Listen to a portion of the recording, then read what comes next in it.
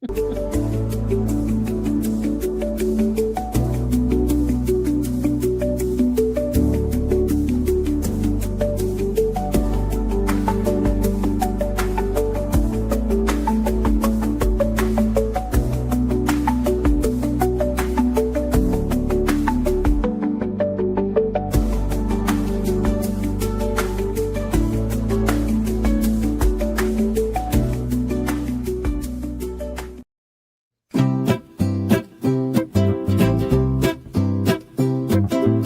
the Viking lawyer's got a brew in hand, streaming wild cases across the land. A courtroom circus, a legal ride, slightly buzzed on justice and a Viking's pride.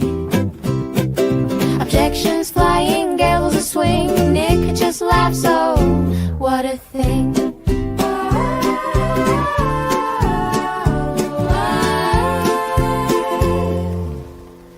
It's a slightly buzzed Friday lore show, where the weirdest trials steal the show. Nick's got the verdict, he's got the flair, with a horned helmet and a lawyer's glare.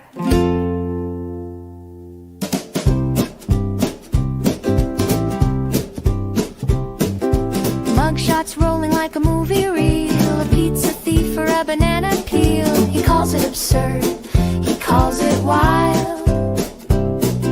Your Honor, is this trial on trial? Raise your glass to the streaming king, a Viking lawyer with a legal zing. Don't sue me for fun, I'm here for the lore, and maybe one more drink before we explore. It's a slightly buzzed Friday lore show, where the weirdest trials steal the show. Nick's got the verdict, he's got the flair, with a horn helmet and a lawyer's glare. Here lawyers glare.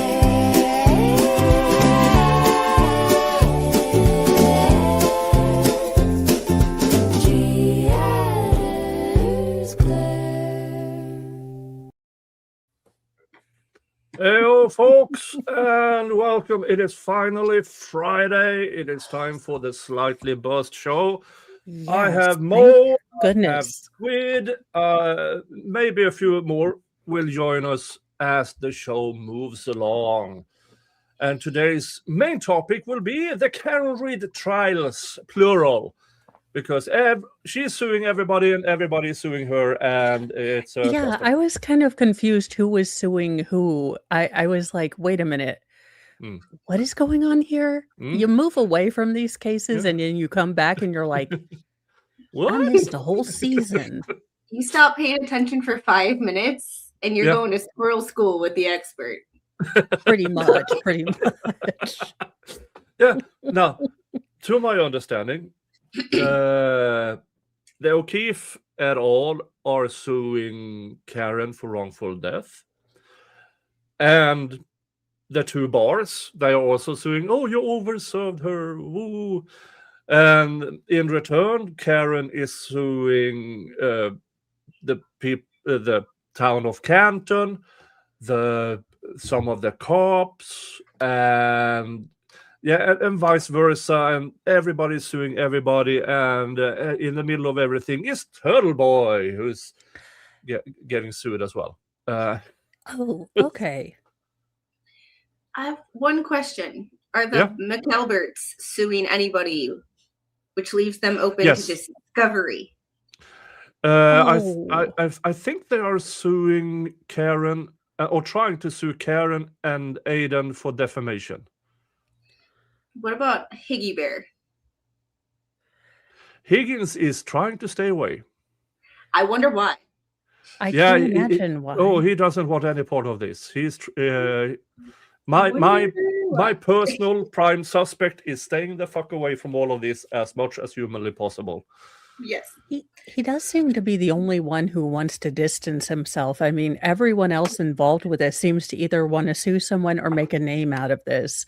He is about as present as Chloe. I mean, at this point, we need an APB for both of them. Oh, Who's gonna write the first book? Oh Lord. Jen. Jen. Yeah. Yeah. Or his widow. The man I barely dated. Yeah, the man I barely dated 25 years ago, who rejected me back then, even though I'm married with 5 kids. Oh, I miss him so much. And oh, this is fucking weird. Yeah, it's so weird. Like, it's weird Yeah, for me weird. to have delayed grief. So, like, Mm. and I was married to the person I have delayed grief from. So even that is a weird, screwed up situation. I Yeah. can't imagine going up to my husband and be like, look, this guy I dated twice died, and I'm feeling very, very connected. And he's gonna be like, do you need a hobby? There's so much stuff. But I did learn one thing, that Jen McCabe really, really hates being called horseface. Well, my reply to that is, if you don't want to be called that, don't have one.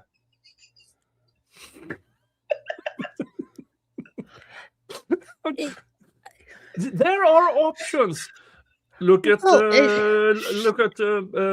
Lauren, what's her face, who has transsurgically injected 2 other people's face, top and bottom. Fair point. I think if she just like 10 pounds, I really think 10 pounds, she's so severe, and then she contours the hell. Ladies, women, look, I'm new with this. You are the contour. Yeah, I'm new at this I makeup need thing, but you contour. don't need to look like Skeletor. My nickname was Chipmunk when I was little. No matter how skinny I get, I got these cheeks. This face is it. And I need contour. I just cover it as much beard as I can. I mean, yeah. I tried that, and they just didn't grow in as thick and lovely as I thought. I just can't do it. Miss Viking has a mortal enemy, and that is one strain of hair just around here. Yes. That grows about 4 inches overnight. You don't see it, you don't see it, you don't see it, and all of a sudden one morning, dang! No, mine is usually, and you're out in the middle of public, and then you start feeling like this one little stubborn, you're like, God dang it. So no one else notices it, but you're like, I have Rapunzel's like braid all down my chin. That's when you start sitting like this. You're just like, can I just grab a tweezers and just go? Yeah, you're getting old when you see, oh, damn it, I have something in my eye. Oh, it's an eyebrow hair. Well, Mr. Mo has me cut those because he's like, I'm like, they stick out, and I'm like, you have scissors too. He's like, why don't you tell me? I'm like, you have access to a mirror. I assumed you knew. Because it implies you have to look in the mirror. The one thing I figured out from working in a hospital and seeing a lot of aging individuals, the hair stops growing on top of the head, but starts growing everywhere else. Out the ears. The ear froze on this man. I have no idea. I'm like, no wonder you can't hear me. I'm surprised you can hear anything. Oh, and by the way, I started a goal.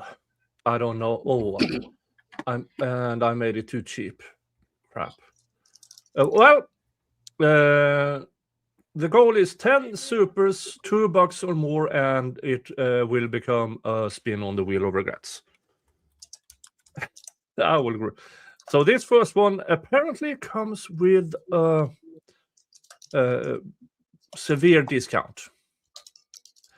Now I will keep count regarding other supers and via buy me a coffee and PayPal and stuff, but I thought, yeah, let's try that, because I don't try that goal button that often. I usually just think it's in the way, but I've seen it works for others. So I always forget, or then I feel like, oh, I don't want to ask people, like, I know how much groceries are. I go to the store every day, so I get that. So I am the world's worst grifter, so I give props to anybody that can do this, do streams like this, because I always feel embarrassed and like I'm stupid and I always feel ridiculous. I'm like, JKD Buck, Nick, I love these Friday streams. So do I. That's why I keep doing them.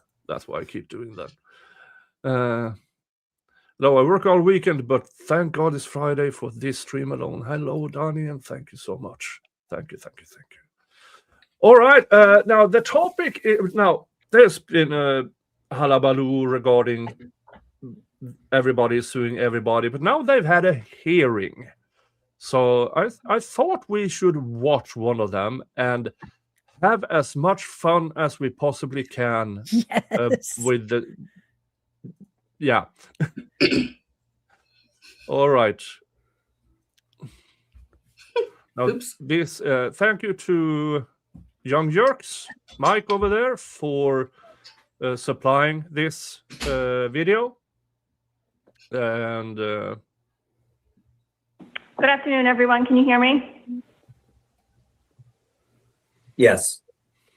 Perfect. So I believe I'm just waiting for counsel for the town of Canton. I don't see anybody on the Zoom. Do we know if we are anticipating anybody coming?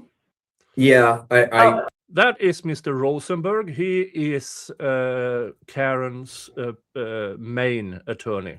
Ooh. Are they under Clifford and Kenny? Yes. Is that what their name is? Yes. Okay. Yes. Perfect. I'm going to promote them to panelists now. And then are we expecting anybody else to join? If there's any other counsel that wishes to be promoted to a panelist, please raise your hand and I'll add you. And here is the town of Canton's attorney. Not waiting for anyone from my end. Who did his eyebrows? He looks like a real winner. I mean, he forgot that you can actually shave thin like this. You don't have to go zit. Because Hey, that look, is I'm just a big gap between the eyebrows. I'm just It's proud of supposed to him be that he that you- took care of the unibrow. If you take a pencil or a straight edge and you go like this, your nose to the inside of your eye is where your eyebrow is supposed to end in a straight line. His is like this. Yeah. Now, my grandfather was, we lovingly recall him as the missing link. He had to shave here and here to get two eyebrows. Otherwise, it was more or less all the way around. Oh, I'm very, very happy I didn't inherit that. Okay. I have someone with the name Sarah. Is that Attorney Shipley? If so, can you please just change your name so that I can see that, please? Yeah, why would you go into a courtroom you. with your first name Yeah, only? I misspoke. That probably is. Okay.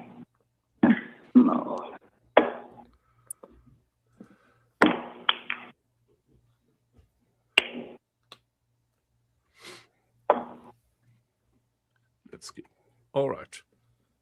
Now court is in session. I believe Mr. Rose is attorney for one of the. Yeah, I don't remember. And I besides Rosenberg and Clifford and Kenny, I really don't care. Somebody forgot to tell Mark Diller about the rule of thirds. Ah. Oh my God, do they get to fight to the death until only 3 of them are? Yes, that's exactly what happens here. I love it. He plays bets on who laughs. Hey, I never thought court was going to be this exciting. Court in session. Good afternoon, Your Honor. May I proceed? Go right ahead. Your Honor, the matter before the court is civil action number 2483 CV00692. Paul O'Keefe, individually and personal representative of the estate of John Joseph O'Keefe III et al. Versus CNC Hospitality LLC, doing business as C&F McCarthy's et al. Your Honor, for the O'Keefes, we have attorney Mark Diller. For CNC Hospitality, we have Attorney Lincoln Rose. For defendant Waterfall, we have Casey McCaffrey. For defendant Reed, we have Attorney Sarah Shipley, Attorney Charles Waters, and Attorney Aaron Rosenberg. And Your Honor, we do have counsel for the town of Canton, Attorney David Corian. All present by Zoom, Your Honor. Good afternoon, everyone. Good afternoon, Your Honor. Good afternoon. Good afternoon, Your Honor. So, who's speaking for Ms. Reed? I am, Your Honor, Attorney Rosenberg. Okay, good afternoon. So, the motion seeks to compel documents requested in a February 10, 2026 subpoena. The early Yeah, this February 10th, the Karen Reed, through her counsel, subpoenaed information from the town of Canton regarding different police officers alleged to be morons and doing moron stuff. And the town of Canton, now in May, still say no. The subpoena is not the subject of the motion. Correct. And the subpoena was met with what you characterized as standard Rule 45 objection. Let me ask the town's attorney, your opposition appears to be characterized based on three reasons: scope, relevance, and an ongoing internal investigation. Would you? Yeah, scope means, oh, they are asking for too much. Relevance, because apparently, according to the town of Canton, the cops who investigated this being morons are not relevant for releasing documentation and internal affairs investigation and but would internal affairs preclude them from turning over documents? Because I wouldn't think that whatever they're doing internally would preclude not them. in Massachusetts, apparently. This is what's weird about it, is it doesn't, the investigation, internal affairs investigation, doesn't seem to have any bearing on this at all. And it's just, Massachusetts is weird to me on so many levels. Now, Sergeant Good, who is now, I believe he's still under internal investigation, through his communications with Mr. Proctor. And Mr. Proctor had a lot of communications and a lot of pictures of women who didn't know their pictures was in his phone. And yeah, we all remember how he dearly proclaimed to his friends that it is kill an N-word in Canton Day. Come get yours. And the N-word was the one with the hard R. Okay, does he have one of these? Is there facts and evidence that one of these is actually in his skull? Somebody get that man a CT scan and let's see if anything's there. I feel like we're watching Futurama and we are discovering that Proctor was his own grandfather. That's why he doesn't have delta waves. Somebody must have had a injury and doesn't have a fully functioning frontal lobe. Oh my God, we need to get the defense team from Tanner Horner to, examine Proctor. Let's not. Well, actually, yeah, everybody needs some comedy in their life. Well, I'm just saying they'd finally do something productive. Oh. Yeah. So, as you all know, Proctor is no longer a police officer. He was abandoned by the police union, which is really, really hard to accomplish. It's almost impressive to fuck up so badly, even the police union abandons you. Probably because he said to his attorneys, oh no, there's nothing saved. I lost my phone in the 3 weeks between I got it back from the DA's office and Karen Reed wanted it. I lost it with everything. Oh, really? So they went to his iCloud, which he hadn't deleted. Dumb it. They have 14 years of communications and pictures and files. That's so stupid. 44,000 how many teen documents. pics? 44,000, including but not limited with comments like, "It's kill an N-word in Canton Day, come get yours," to his friends, including, allegedly, Sergeant Good. And pictures of nude women of different ages that didn't know they had their pictures in their phone because allegedly some of them were victims of crimes. You have got to be kidding me. Oh my God. How stupid can you be? Also, how gross of a human can you be? Like, Well, it's yeah, one there's thing to that. have to look at these things as a part of an investigation and treat it with respect, but doesn't Proctor have kids? I mean, not that you should need a child to preclude you from being an ass, but you wouldn't want this to happen to your own daughter. You wouldn't feel good if this happened to your mom or your grandma. So why the hell would you do it to someone else's? Yeah. Well, I did learn from you, Mo, that it's better not to be stupid at all, but if you're going to be stupid, don't put it on camera. Don't keep it in your phone. Don't No, get rid of the evidence of you we being were stupid. young at the right time. We had just enough technology, but our phones didn't have cameras on them. Oh, thank God. Yeah, and to top it off, even we know that Proctor tried to delete it. He lost his phone and everything, and it turns out he couldn't because he forgot to delete his iCloud. He was certified Celebrite expert or handler in Canton. This gets more and more ridiculous the more you hear about it. Well, okay, but let's be real. The Cellbrite certification is like 3 weeks. I assume that even I, within 3 weeks, could learn Cellbrite. Yeah. It's more or less, it's a program. You need to learn how to insert the thing and then extract information, and then you get a bunch of stuff out of it, and then you collect it, and then you present it. Those pictures that he had, was he extracting people's images and evidence and stuff and putting it on his own phone, or was that pictures that he took? We don't know, because as of now it's still under a bit of protection, I think. Because I could see so many people suing, and that just he's royally fucked. Royally fucked. Karen Reed.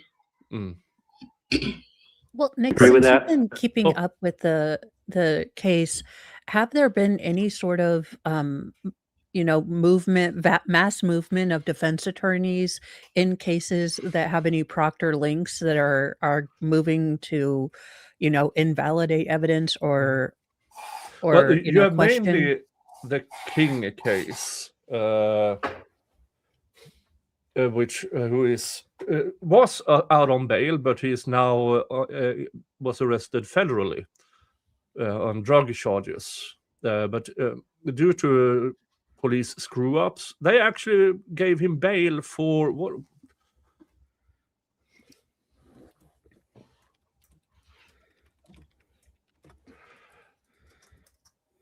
The Miles King murder case.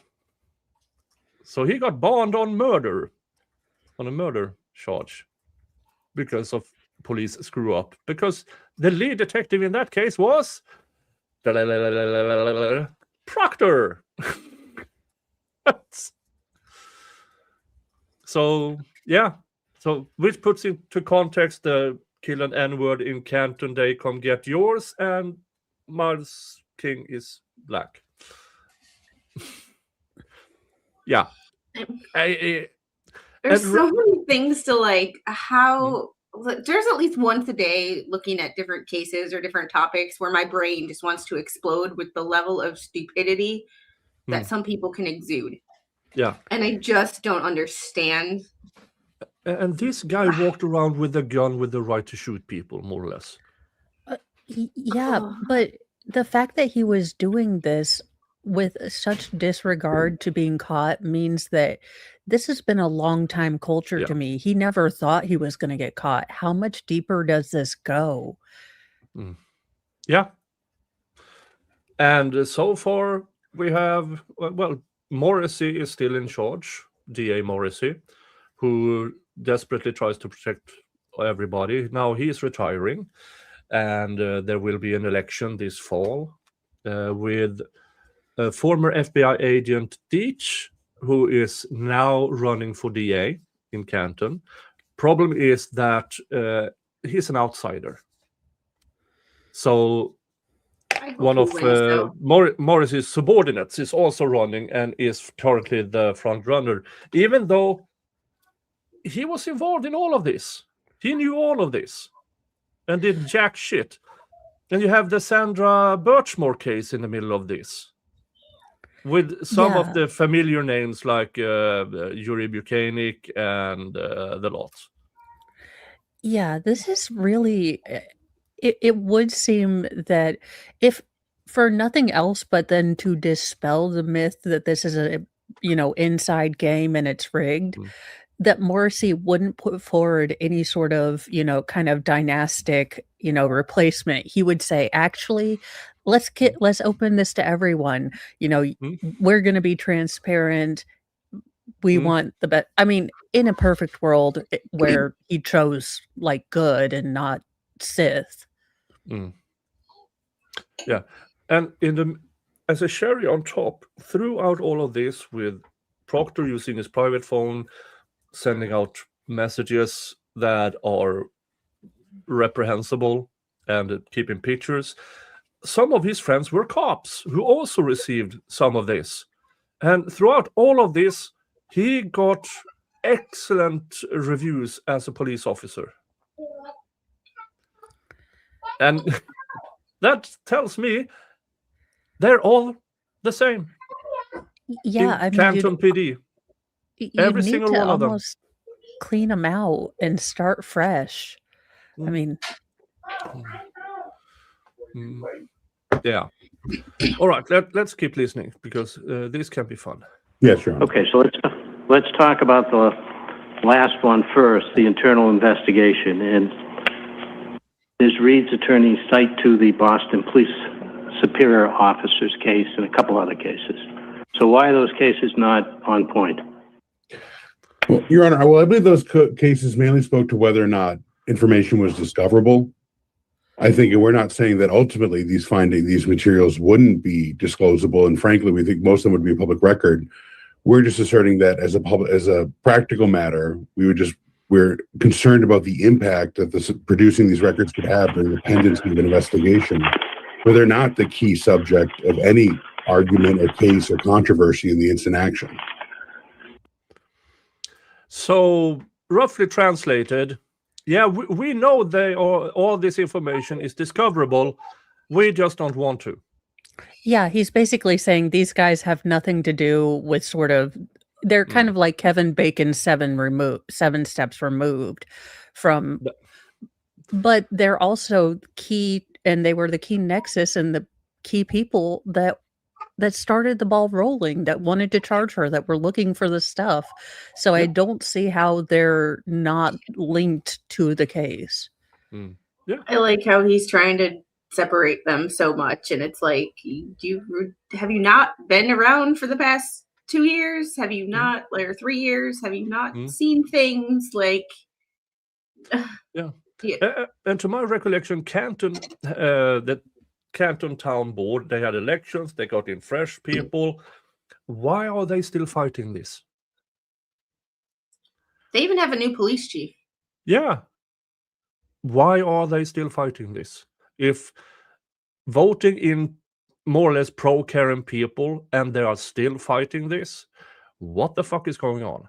What's amazing to me is their new police chief. Have you seen the interview with him? No. He is black. Oh. So I'm assuming if he saw all of this, he might clean house a little bit. Well, Proctor is already gone. That directly relate to him. Well, Proctor is already gone. He's no longer a police officer. Tully, I believe, retired. Buchanan is now on desk duty at the training center. I mean, so most of the cops involved in this are on their way out in one shape or form. Kelly, who invented a new memory, she also resigned from the force, which, for the love of fuck, woman. That was Garage Girl, right? Yeah. And for just tell us what happened. Just come clean. Yeah, and it's because she had the amazing career in front of her. She's been in the force for like 5 years. She already been promoted. She was making like 150,000 a year with overtime. She bought a house for $500,000. She was going places. And then she decided, you know what? I'm going to protect Proctor and Tully. Yeah, I wonder if there. I wonder what she got on her? the back end for that, because I mean, you would think that with the time that's gone by and the negative impacts on her life, she would be ready to turn over on some people. Yeah, but apparently she also moved out of the Boston area and everything, so she just fucked off, and I kind of understand why. She got her life destroyed. I mean, imagine that you're earning a fuck ton of money, at least more than the average American. You promoted, so she wasn't out on patrol anymore. I mean, seriously, she could have earned, well, at the 20 years down the line, she would be earning over 200,000 a year, and she gave it all up. Yeah, and the pension and everything, and she just don't. But I still, yeah, I understand her, because I mean, these are people who, in my opinion, protects cops who kill. Yeah, and if it were, I think the problem for Canton is if it were just the Karen Reed, people would say, okay, that's icky. But then there's a Sandra Birchmore. Then there's all of Proctor's messages coming out. Then there's, why wasn't this ever caught? Why didn't anyone ever say, hey, Proctor's being kind of eh? Next up on the douche list. Yeah, and then a few stations away, you have the Farwell brothers and the what was his face? I don't remember, but the grooming gang in that police precinct, who hey, let's have this youth club, and for them it was just hunting grounds. Yeah, that's the fact that case hasn't gotten more attention and just more outrage kind of leads me to believe that it's being suppressed. Yeah. There are more people involved in that than we realize, and that is probably why now Farwell is the federal trial, I believe, starts in a few months.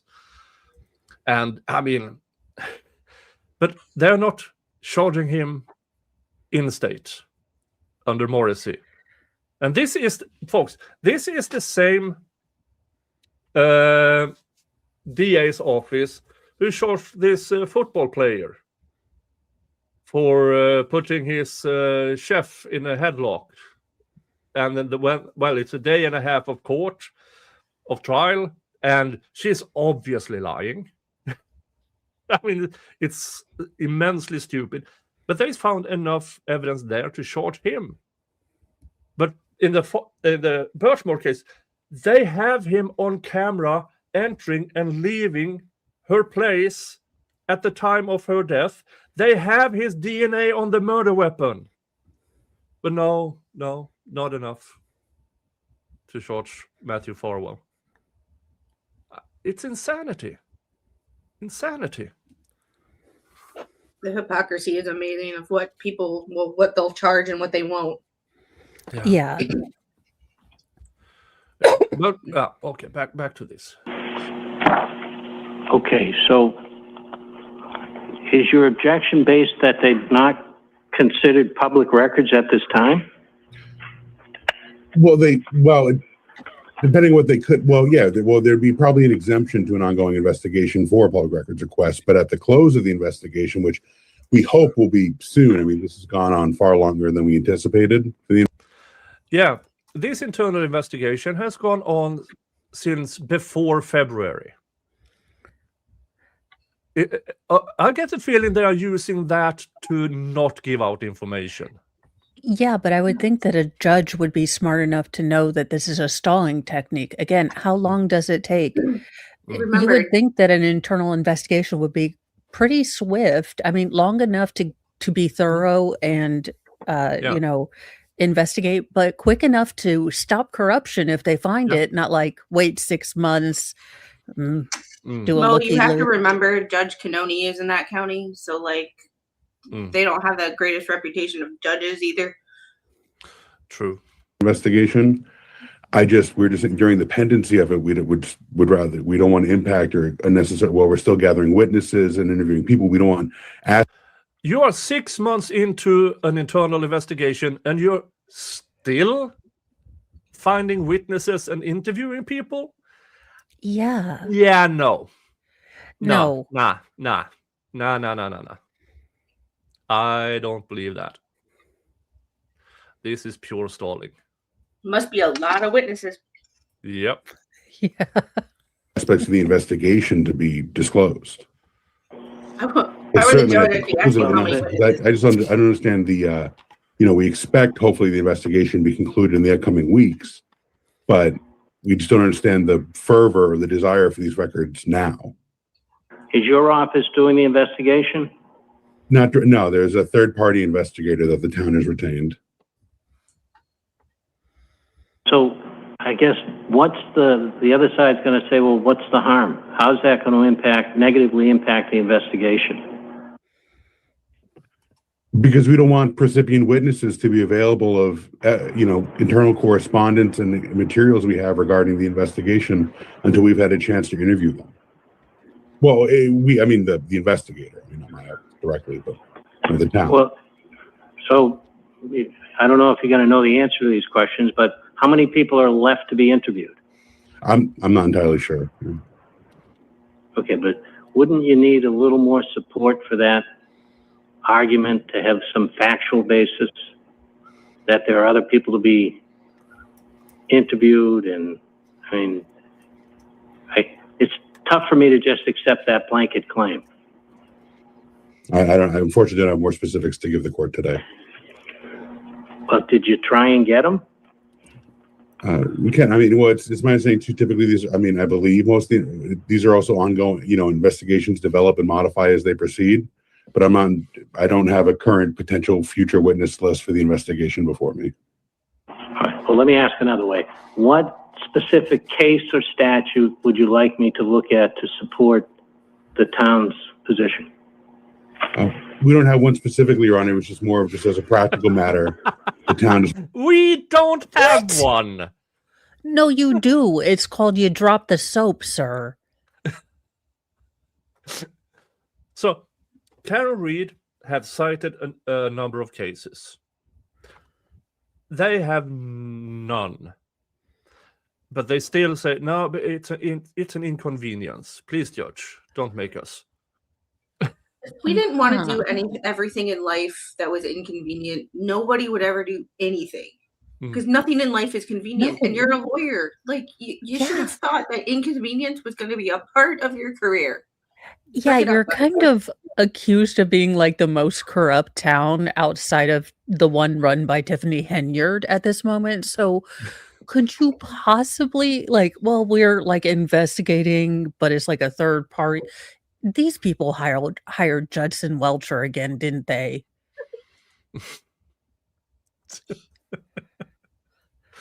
Wanted to express its concerns about impacting a current investigation while we were conducting it. Okay. All right. So let me ask Attorney Rosenberg. Your memo addresses the ongoing investigation. It talks about relevance, but it's a little light on scope in the overbroad argument. Sure, Your Honor. At first blush, when you take a look at it, it would appear to be, might be an argument of supporting the claim that it's overbroad. Well, Your Honor, I actually think it's relatively narrow. It seeks basically two categories of documents. One, employment complaints and basically the disciplinary record of a single town employee, Sergeant Sean Good, as well as communications to the extent the town has them. And I would anticipate the town saying they may not even have them. Communications between Sergeant Good and a number of highly relevant witnesses to this case, and Michael Proctor, who obviously we've talked about before.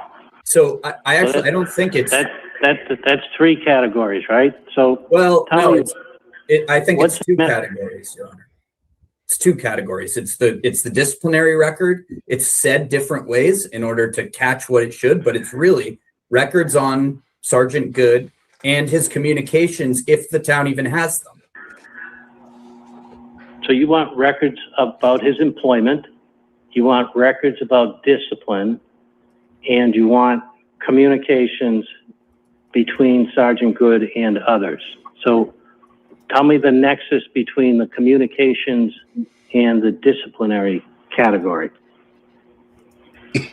Proctor, so that's the nexus. You mean why are both of those relevant to the case? Is that what you're asking? Yes. Okay. Well, as Your Honor's aware, there was an investigation conducted into Mr. O'Keefe's death. That investigation led to Ms. Reed being charged and prosecuted. That investigation is at the core of the plaintiff's two main claims against Ms. Reed. One, it's all of the evidence, or nearly all of the evidence, that they rely on and will rely on in support of the wrongful death claim is the evidence gathered as part of that investigation. Two, they have intentional infliction of emotional distress claims that are based entirely on this idea that there was a, quote, false narrative about that investigation.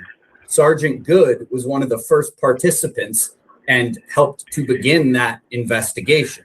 So to the extent there are records that indicate issues with Sergeant Good from a disciplinary standpoint, those are relevant, particularly as that term is understood in the context of discovery. And I'll just share with the court to show this relevance. This morning, the plaintiffs took a deposition in this case of a third-party witness, and it was entirely based on this false narrative argument and the idea that what Ms. Reed has said about this investigation, of which Sergeant Good was one of the first officers involved, was, quote, false and caused harm to the plaintiffs. So I think to the extent there is evidence within his records that suggest issues with that investigation or would support Ms. Reed's prior statements about the investigation, or would bear on what evidence does and doesn't exist, how the evidence was gathered, how the evidence was preserved, etc. Those are all well within the bounds of discovery. And again, we're talking about a record of one employee. I struggle to see how that's particularly broad. If I was asking for all of the CPD records during a long period of time, I would understand, but I don't think there's a significant burden here. And I understood the town's objections really to be, both in their pleadings and in the conversations that counsel and I have had, to be this issue about the ongoing investigation, which simply, one is not a legally recognized objection to a subpoena in a civil case. But I also offered to counsel that we would consider confidentiality restrictions during the pendency of the investigation so that those concerns could be allayed, so that we could ensure that those documents would only go to the parties, the typical restrictions in a confidentiality provision. Even though I don't think they have a legal argument, I was willing to consider that. The town hasn't proposed any. Instead, they just refused to produce based on this objection that has no basis in law. I'm sure everything you just said was very important, but the most important thing to me was about a deposition taking place. So I thought you would like.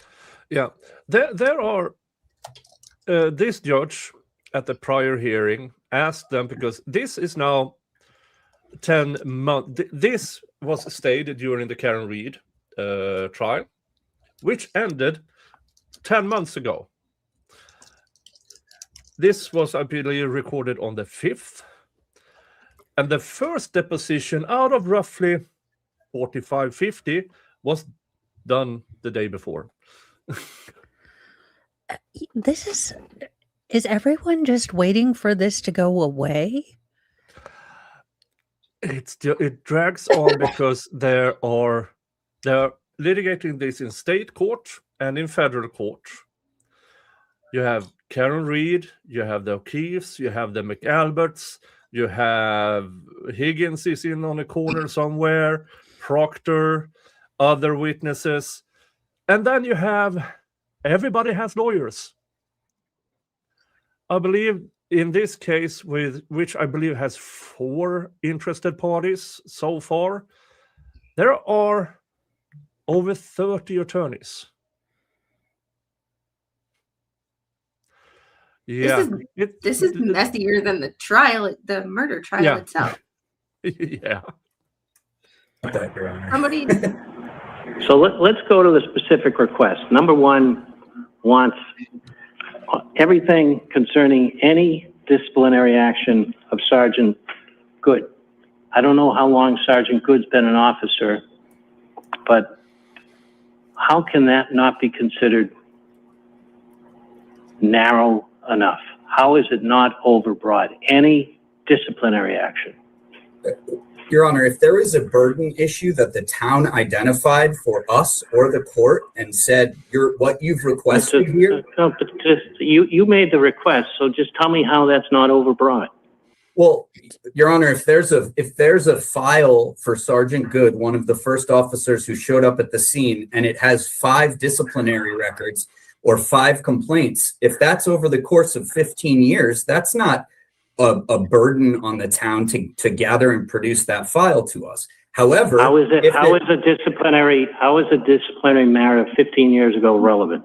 Well, first of all, the events of this case took place 4 years ago, right? And if there was a history, just say, I have no idea because I haven't seen them, but let's say there is a history of complaints and discipline or other things like that that suggest the types of things that Ms. Reed has claimed time and time again occurred in this investigation, that would certainly be relevant to her defenses. Now, I can't tell you that's what's in the files, of course, but I think that the request is well within this scope. If the town said that was an undue burden for some particular reason, I would be willing to consider what we would need to do about that, but that has not been the claim from the town. And that would go for 2 as well, Your Honor. If there are allegations of alleged misconduct or complaints about Sergeant Good that relate to the types of things that were part of what the plaintiffs deem a quote false narrative that Ms. Reed said, then that would be relevant to whether he participated in the investigation and basically started the investigation in a similar manner as he had been reported to do in the past. These are hypothetical. I recognize that, but there's no way for us to know. That's why discovery exists. So the town doesn't care about, well, you say in your opposition you're concerned about the request being overbroad, but it sounds like you haven't been willing to speak with Ms. Reed's attorneys about narrowing it. Your Honor, I respectfully, that's not an accurate portrayal. We've had extensive conversations with Attorney Rosenberg regarding a barrage of requests. Actually, since the pendency of this motion, we actually got issued another subpoena and a draft motion to compel from Attorney Rosenberg, which the parties were able to, I believe, resolve without the intervention of the court. And part of our frustration and our objection was, and Attorney Rosenberg, he keeps downplaying or obfuscating the subpoena. It's extremely broad. Our entire conversation with Attorney Rosenberg, we had multiple back and forth emails and communications seeking that he wanted to limit that the scope was simply about the current investigation and investigation materials regarding Sergeant Good. The moment we get the subpoena, however, it's this extremely broad request for a myriad of records completely unrelated to the current investigation. That was in part one of our frustrations with the request, is that yeah, but you haven't said that. This is the first time the court hears that you are objecting to this. What he says is a myriad and overbroad. The last hearing was 3 months ago, and now you tell the court this? And I have a huge issue with how is disciplinary records an undue burden? Like, does he have that many where it's going to take forever to dig up all these records because it's so extensive? Or are you just trying to be a jerk and not? I mean, I haven't looked at the documents for what Rosenberg asked for, but he essentially seems to be asking for one full employee record and some ancillary things. How can that be overbroad? I don't know. And as Rosenberg explained, if he has a history of complaints regarding evidence gathering, for example, then how is that not important? But the town don't want the Canary Defense, they don't want them to know anything about any cop in Canton, because it will probably open the dam. It's going to open a can of worms that they don't have the money for. Yeah. Blindsided by the broad nature of this request. It wasn't a good faith effort by Attorney Rosenberg at all. And it also highlighted the court's observation that, requests 1 and 2 are not only extremely broad as they cover all aspects of discipline, but also it's not just limited to disciplinary records. I would note that the defendant's counsel is seeking all records, communications regarding any town email record or communication regarding any discipline. So it's not just physical copies of records of discipline, which, again, if that was simply the request. But that is the disciplinary record. The communications. We have a disciplinary action here. Okay, how do we resolve this? They interview people. That's the disciplinary record. That should be in one file or in one of these things. People get annoyed with lawyers but lawyers will do this, and they will skirt these words and twist the words into things that were never said because there's loopholes, and language is very important. But it's like, what are you trying to hide about his disciplinary record right now? How's the judge been? Because the judge seems to be very much siding with Canton, like, well, this does seem overly broad, and why would a disciplinary record seem to be important at all? Well, I've seen him on other occasions. He challenges both sides because he wants to take his decision based on as much information as possible. So he challenges, why is this overbroad? Isn't this overbroad? And then he tells the Canton, why do you say this is overbroad? What cases do you refer to? And in the beginning of this, the Canton lawyer said, it's probably open records anyways. Yeah, so hand it the fuck over. So yeah. Frankly, most of those would be a matter of public record anyways. We'd be amenable to produce those. But he's not asking for copies of records of discipline. Well, why didn't you produce them? Why didn't you talk to them? I mean, frustration is not a valid reason for me to deny a motion to compel. And Your Honor, if I can just briefly address that. We had many conversations prior to this. Hang on, Attorney Rosenberg, hang on. Let me finish. If you would produce certain things, why wouldn't you talk about what you would produce and try and narrow the areas of disagreement? Because it seemed clear that that wasn't going to be productive, Your Honor. We've had a barrage of... Well, tell you what, we're going to see whether it's productive. So I'm going to give you a chance to do what you're supposed to do under the rules. And while you're doing that, I'm going to ask you talk about this barrage of correspondence. Submit all that correspondence to the court so I can take a look at it. Here we go. Somebody was caught in a bullshit. A Look at that barrage, face. you say? Well, send it over. I will have a look at it. Oh no, he's going lolly red. Someone get him a pack of Marlboros right now. I could never be a judge. I have no poker face, and when someone says something stupid, I just I Sure. kind of like this judge. I don't know how his rulings are or anything, but this moment, this is glorious. Just, oh really? Hand it over. Let me have a look at it. And oops. The barrage of one email. Yeah. All right, when can the two of you get together? I can talk this afternoon. I'm happy to. I'll be available. I mean, I have availability. Thursday or Wednesday. All right, well, And figure Your it Honor, out. can I just quickly you have Exhibit 1 to our reply is the quote barrage of communications. So Just let's I'm just saying because you asked. just do what I ask, and he made reference to this barrage, so He's we're gonna let him rubbing it in. submit it all. Well, Your Honor, Right? I'll just, He's rubbing it in. Exhibit 1, the barrage. look at Diller. It's almost like he's looking over. Like, you did not just say that. No, Diller's Oh, eyes have been no. doing that cat lawyer thing because his whites are so prominent that you can see his eyes darting back and forth. So he looks like the cat lawyer. Like I'm looking for the filter. So Diller is interesting to me because I was talking about on my stream earlier, Nick. I was talking about the Michigan case with the hyperbaric chamber, and I was watching the hearing for the CEO, and her face looked exactly the same. You cannot that putting your mouth down like that takes effort.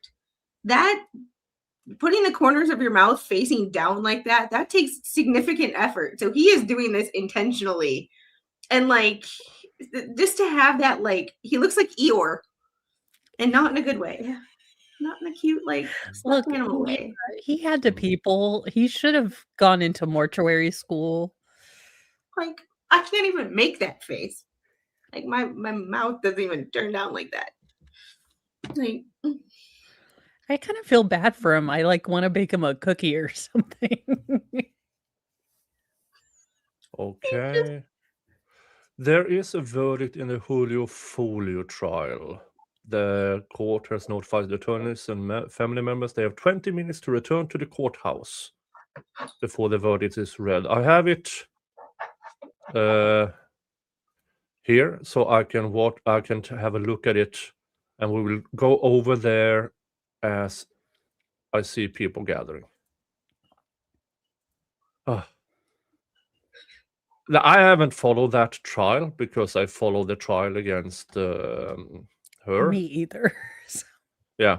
And the evidence against these four guys is, according to me at least, overwhelming. Against her, I understand the jury for going for a lesser included, but in my opinion, they didn't really prove anything except insinuate that she have to have known. Yeah, but that's not beyond reasonable doubt. No. All right, so I will put this up here so I can have a look at it. All right. And look at the smile of Rosenberg.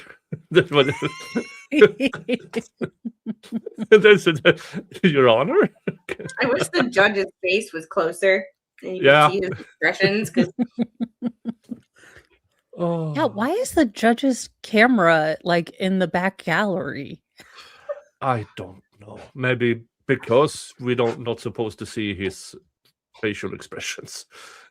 Because I would have a hard time not laughing at this moment. this is why I can't be a judge. Yeah. I want to see this again. Just look at Rosenberg. ability, I mean, Thursday or Wednesday. All right, well, And figure Your it Honor, out. can I just quickly you have Exhibit 1 to our reply is the quote barrage of communications. So Let's look, I'm just saying because you asked. Just do what I ask, and he made reference to this barrage, so I'm going to let him submit it all. Well, Your right? Honor, I could see. Oh, Be any emotional outbursts. If Okay. you feel that you cannot contain yourself, then I would ask that you please remain outside. that 20 minutes went back If you by cannot fast. contain your emotions, then you will be They have been sworn from the deliberating for a courtroom and you grand will not total of be 7.5 admitted back hours. into the courtroom. Okay? So, all right, very good. Let's bring in our jury.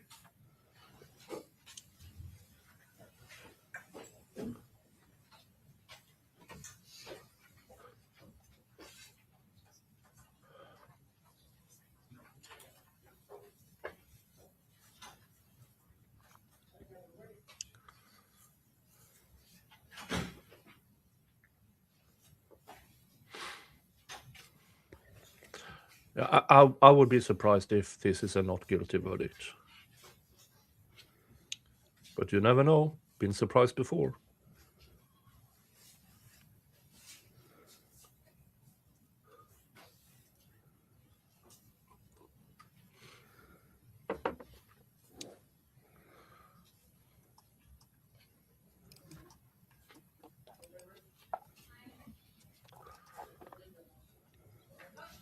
Don't take Uber to the crime scene, by the way, folks. Just general advice. All right.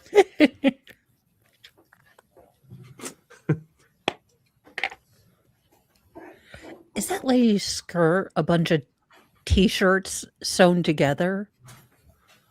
I don't know.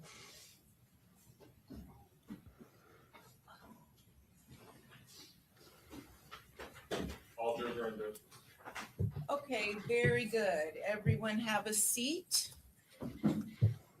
All right, it is my understanding that the jury has reached their verdict. Is that correct? Okay, I would ask the foreperson of the jury to please hand the verdict forms to the bailiff.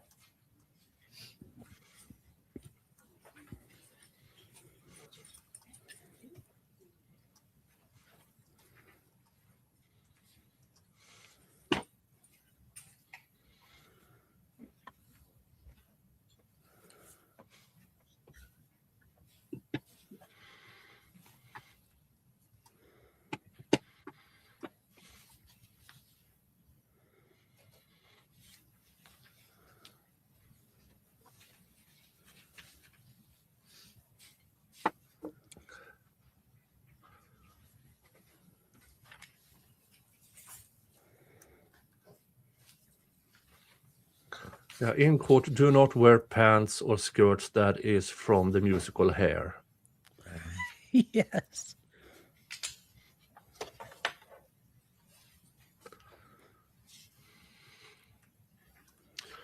Yeah, JKD box. There are 4 co-defendants. I have absolutely no idea what this trial's about. I've not watched 1 minute of it. Yeah, I Rapper have no Julio idea. Folio was murdered a few Madam years Clerk, ago, and please publish in a the drive-by. verdicts and do not read the name of the foreperson, okay? For the record, it's juror 157, initials CS. All right. State of Florida versus Isaiah Jermaine Chance, case number 24 CF 11996A, trial division 1, verdict form.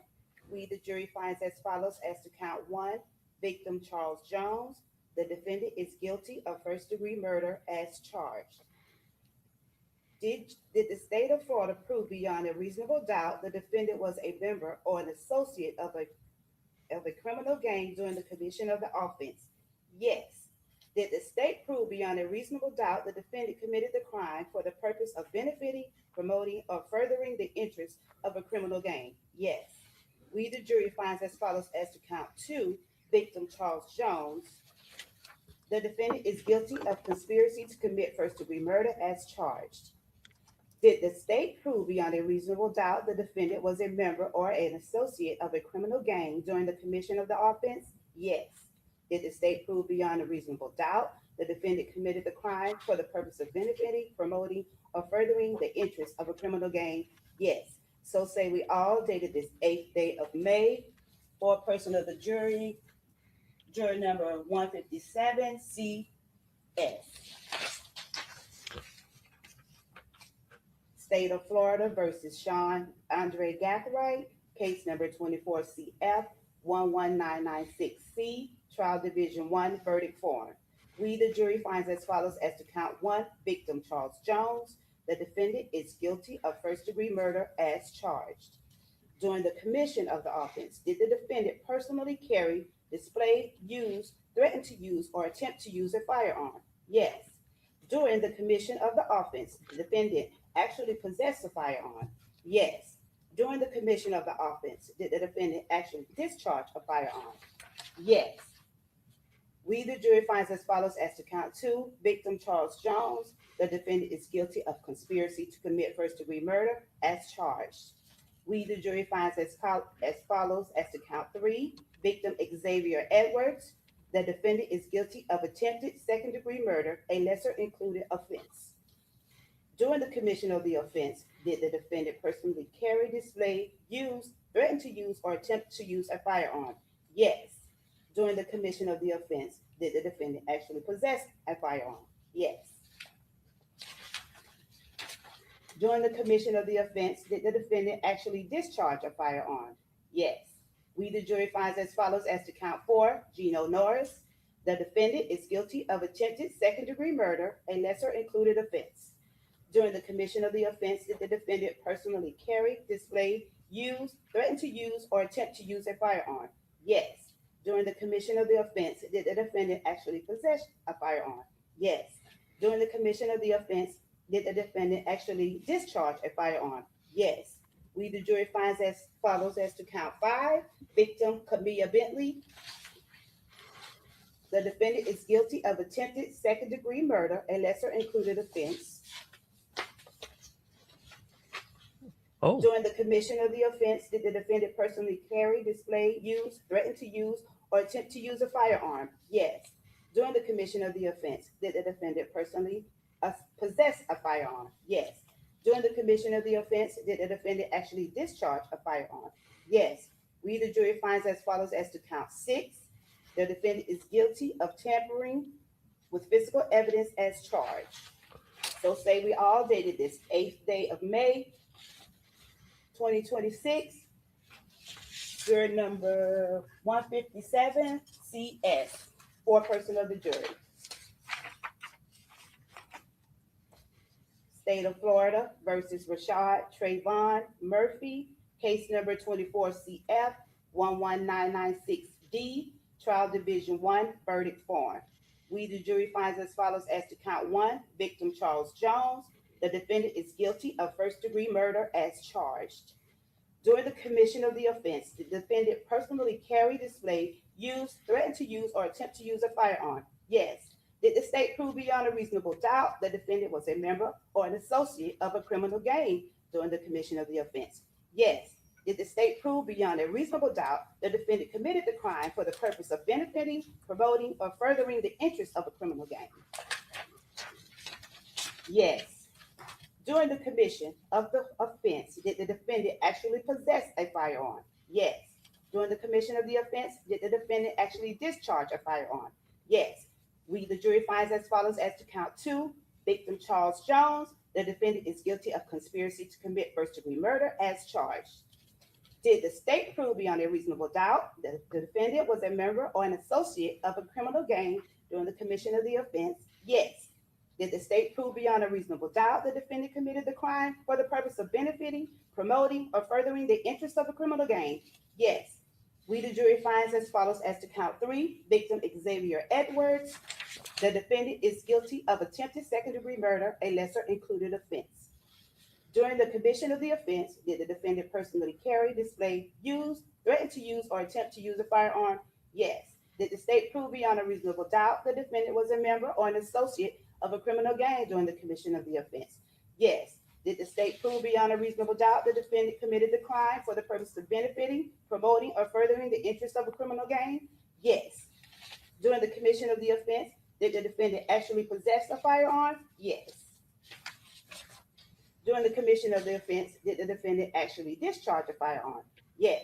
We, the jury, finds as follows as to count 4, victim Gino Norris.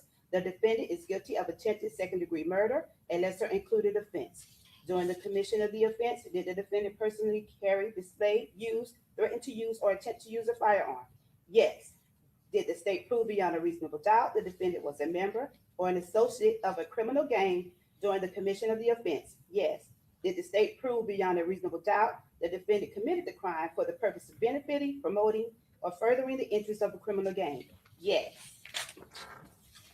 During the commission of the offense, did the defendant actually possess a firearm? Yes.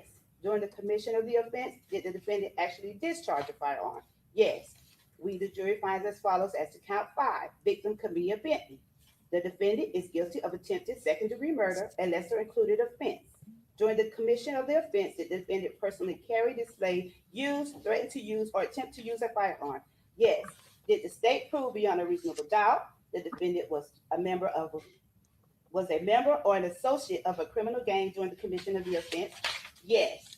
Did the state prove beyond a reasonable doubt the defendant committed the crime for the purpose of benefiting, promoting, or furthering the interests of a criminal gang? Yes.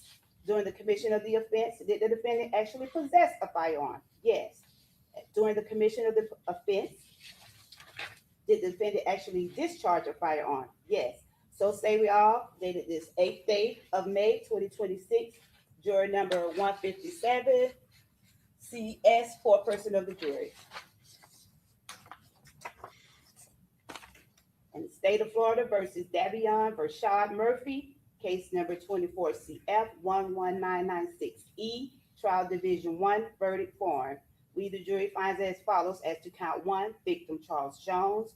The defendant is guilty of first-degree murder as charged. If during the commission of the offense, the defendant personally carried, display, use, threaten to use, or attempt to use a firearm? Yes. Did the state prove beyond a reasonable doubt the defendant was a member or an associate of a criminal gang during the commission of the offense? Yes. Did the state prove beyond a reasonable doubt the defendant committed the crime for the purpose of benefiting, promoting, or furthering the interests of a criminal gang? Yes. During the commission of the offense, did the defendant actually possess a firearm? Yes. During the commission of the offense, did the defendant actually discharge a firearm? Yes. We, the jury, finds as follows as to count 2, victim Charles Jones, the defendant of conspiracy to commit murder, first degree, conspiracy to commit first-degree murder as charged. Did the state prove beyond a reasonable doubt the defendant was a member or an associate of a criminal gang during the commission of the offense? Yes. Did the state prove beyond a reasonable doubt the defendant committed the crime for the purpose of benefiting, promoting, or furthering the interests of a criminal gang? Yes. We, the jury, finds as follows as to count 3, victim Xavier Edwards. The defendant is guilty of attempted second-degree murder, a lesser included offense. During the commission of the offense, did the defendant personally carry, display, use, threaten to use, or attempt to use a firearm? Yes. Did the state prove beyond a reasonable doubt the defendant was a member or an associate of a criminal gang during the commission of the offense? Yes. Did the state prove beyond a reasonable doubt the defendant committed the crime for the purpose of benefiting, promoting, or furthering the interests of the criminal gang? Yes. During the commission of the offense, did the defendant actually possess a firearm? Yes. During the commission of the offense, did the defendant actually discharge a firearm? Yes. We, the jury, finds as follows as to count 4, victim Gino Norris. The defendant is guilty of attempted second-degree murder, a lesser included offense. During the commission of the offense, did the defendant personally carry, display, use, threaten to use, or attempt to use a firearm? Yes. Did the state prove beyond a reasonable doubt the defendant was a member or an associate of a criminal gang during the commission of the offense? Yes. Did the state prove beyond a reasonable doubt the defendant committed the crime for the purpose of benefiting, promoting, or furthering the interests of a criminal gang? Yes. During the commission of the offense, did the defendant actually possess a firearm? Yes. During the commission of the offense, did the defendant actually discharge a firearm? Yes. We, the jury, finds as follows as to count 5, victim Camilla Bentley. The defendant is guilty of attempted second-degree murder, a lesser included offense. During the commission of the offense, Did the defendant personally carry, display, use, threaten to use, or attempt to use a firearm? Yes. Did the state prove beyond a reasonable doubt the defendant was a member or an associate of a criminal gang during the commission of the offense? Yes. Did the state prove beyond a reasonable doubt the defendant committed the crime for the purpose of benefiting, promoting, or furthering the interest of a criminal gang? Yes. During the commission of the offense, did the defendant actually possess a firearm? Yes. And during the commission of an offense, did the defendant actually discharge a firearm? Yes. So say we all dated this 8th day of May, 2026, jury number 157, CS, foreperson of the jury. Thank you, Madam Clerk. All right, members of the jury, I'm now going to ask you all the same question. I'm going to ask you if this was your true and correct verdict, okay? So I'm going to call you by your juror number and your initials. All right, juror number 9, initials DM. Is this your true and correct verdict? Juror number 16, initials AM. Is this your true and correct verdict? Juror number 19, initials LY. Is this your true and correct verdict? Juror number 24, initials WW. Is this your true and correct verdict? Juror number 32, initials CRP. Is this your true and correct verdict? Yes. Juror number 47, initials AM. Is this your true and correct verdict? Yes. Juror number 49, initials CG. Is this your true and correct verdict? Yes. Juror number 78, initials AC. Is this your true and correct verdict? Yes. Juror number 142, initials TL. Is this your true and correct verdict? Juror number 157, initials CS. Is this your true and correct verdict? Yes. Juror number 158, initials JH. Is this your true and correct verdict? And juror number 167, initials JE. Is this your true and correct verdict? Yes. All right, very good. So as the jury has found the defendants guilty of first-degree murder, this means we will proceed to the penalty phase. We're going to start that Monday at 1 o'clock in the afternoon, all right? So you all have not yet been discharged from your service as a juror. So therefore, you are not to discuss anything with anyone about this case. You're not to do any independent research. You're not to read, listen to, watch any news accounts related to this case. And then we will be done by Friday, next Friday, May 15th. So what I've been told from the attorneys as far as a proposed schedule, the case will get to you either Thursday or possibly Friday morning, Thursday afternoon or Friday morning for the penalty phase. Okay, very good. Thank you. We are concluded for today. All right. Yeah.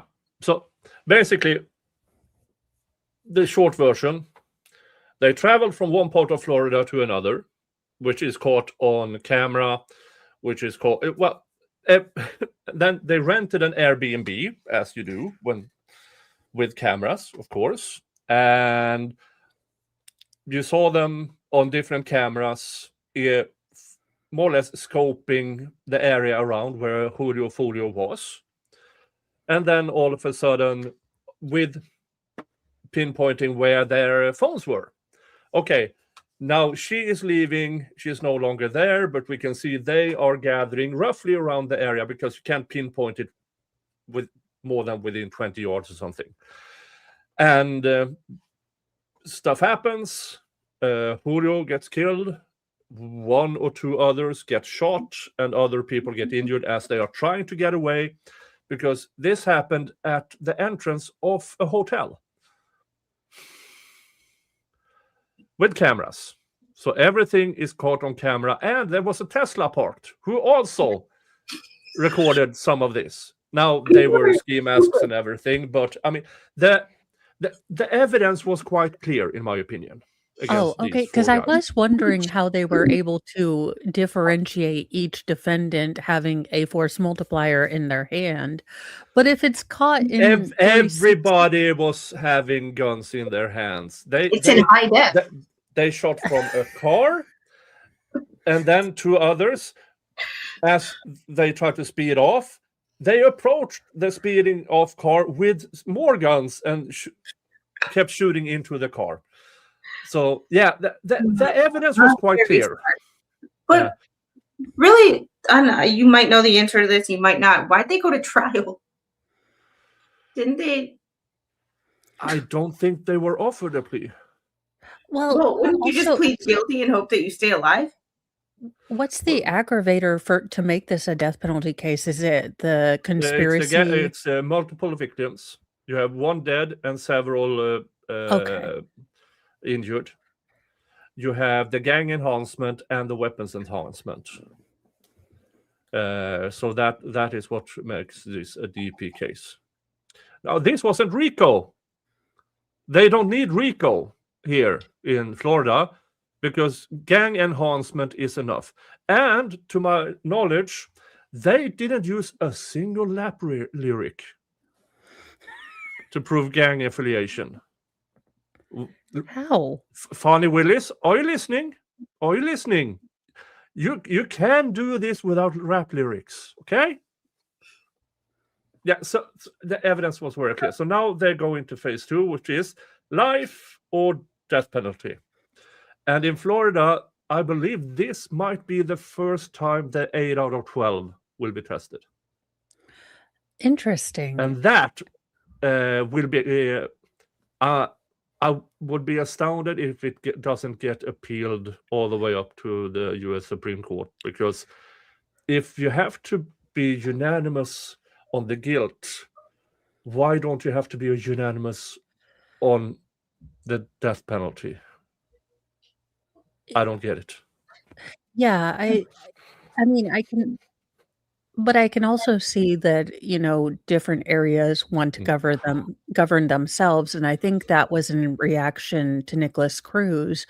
But there really is a danger when you legislate based on only one case. There really is a danger. Yeah. And I knew there was public upswell and all of that, but you can't just legislate due to one person didn't get the punishment that we all wanted him to get. Yeah. So I don't know what happens, but if we go by the only the most egregious crimes should be receiving the death penalty because it's the most extreme punishment. This was a drive-by shooting. Yeah, I guess that's why that's not uncommon. But sadly, it's not. Yeah, I guess I was a little shocked that this was a death penalty case with what you were kind of saying, other than I didn't realize the, gang enhancement and stuff, but Florida doesn't play when it comes to their gang enhancement. Yeah. So Monday that starts, and I don't know. I don't have anything planned for next week, so maybe I will cover it. It's interesting because the Florida 8 out of 12 was supposed to be tried with Y.W. Melly, but that has been it was a mistrial last time, and now they don't have enough time to hold a trial until 2027. So this will probably be the one that goes, if they get the death penalty. It will probably be appealed all the way up. It's interesting because with mitigation, we had 2 weeks for Tanner, and that was just one. And all of these cadre of lawyers are like, we'll be done by Friday. Yeah. Yeah. So it might be interesting to cover this next week. So, all right. They were all guilty, and that I could have figured out. Hence, I didn't cover this case at all. You can't find this trial because Alicia Andrews was tried and convicted of a lesser included a few months ago, and I already saw the evidence, and it's like, oh yeah, I understand these 4. I really don't understand why. From the sound of chat. You're not the only person who didn't want to cover it because it was just that obvious. Yeah. It seems like everybody was that way. Which probably there are some cases that are obvious that are fun to watch. Like Sarah Boone was pretty obvious, but it was fun to watch because, well, it's so damn ridiculous. Yeah. Oh, and Lori Wellow and those kids. I mean, just what kind of shenanigans will be pulled here? There really was no shenanigans to pull. Yeah, I'm still shocked that the judge allowed the lawyer's t-shirt skirt with all the text on it. Yeah. Mm. All right, let's get back to the fun stuff. And getting back to the ridiculous, and here we are. Yeah. I just can't get over Diller's face. Like every time I look at it, it's like Yeah, he reminds me of Clerks. Like, I wasn't even supposed to be here today. can I go Yeah. home yet? Done. I mean, his hair is clearly 20 years older than his face. Botox? He looks Wait, so I saw a lot young. of bad Botox today. So, you know. Yeah. Maybe that's why he has no expression. Let's see if he moves his eyebrows. We have a record of were produced by Attorney Rosenberg. There were a lot of phone Yeah, conversations and other matters. Right. So that's the barrage, Your Honor. That's what I'm saying. Take So it. those are in the reply, those are in the reply? Correct. Correct. Exhibit 1 to the reply. All right, so if there's something else you want to submit it. So why don't we reconvene this particular discussion next week sometime? What looks good, Clerk Donovan? 1 second, Your Honor. We do have that conference for Thursday at 3 as well. No, let's keep it separate, because look, we only have 5 attorneys or 6 attorneys here.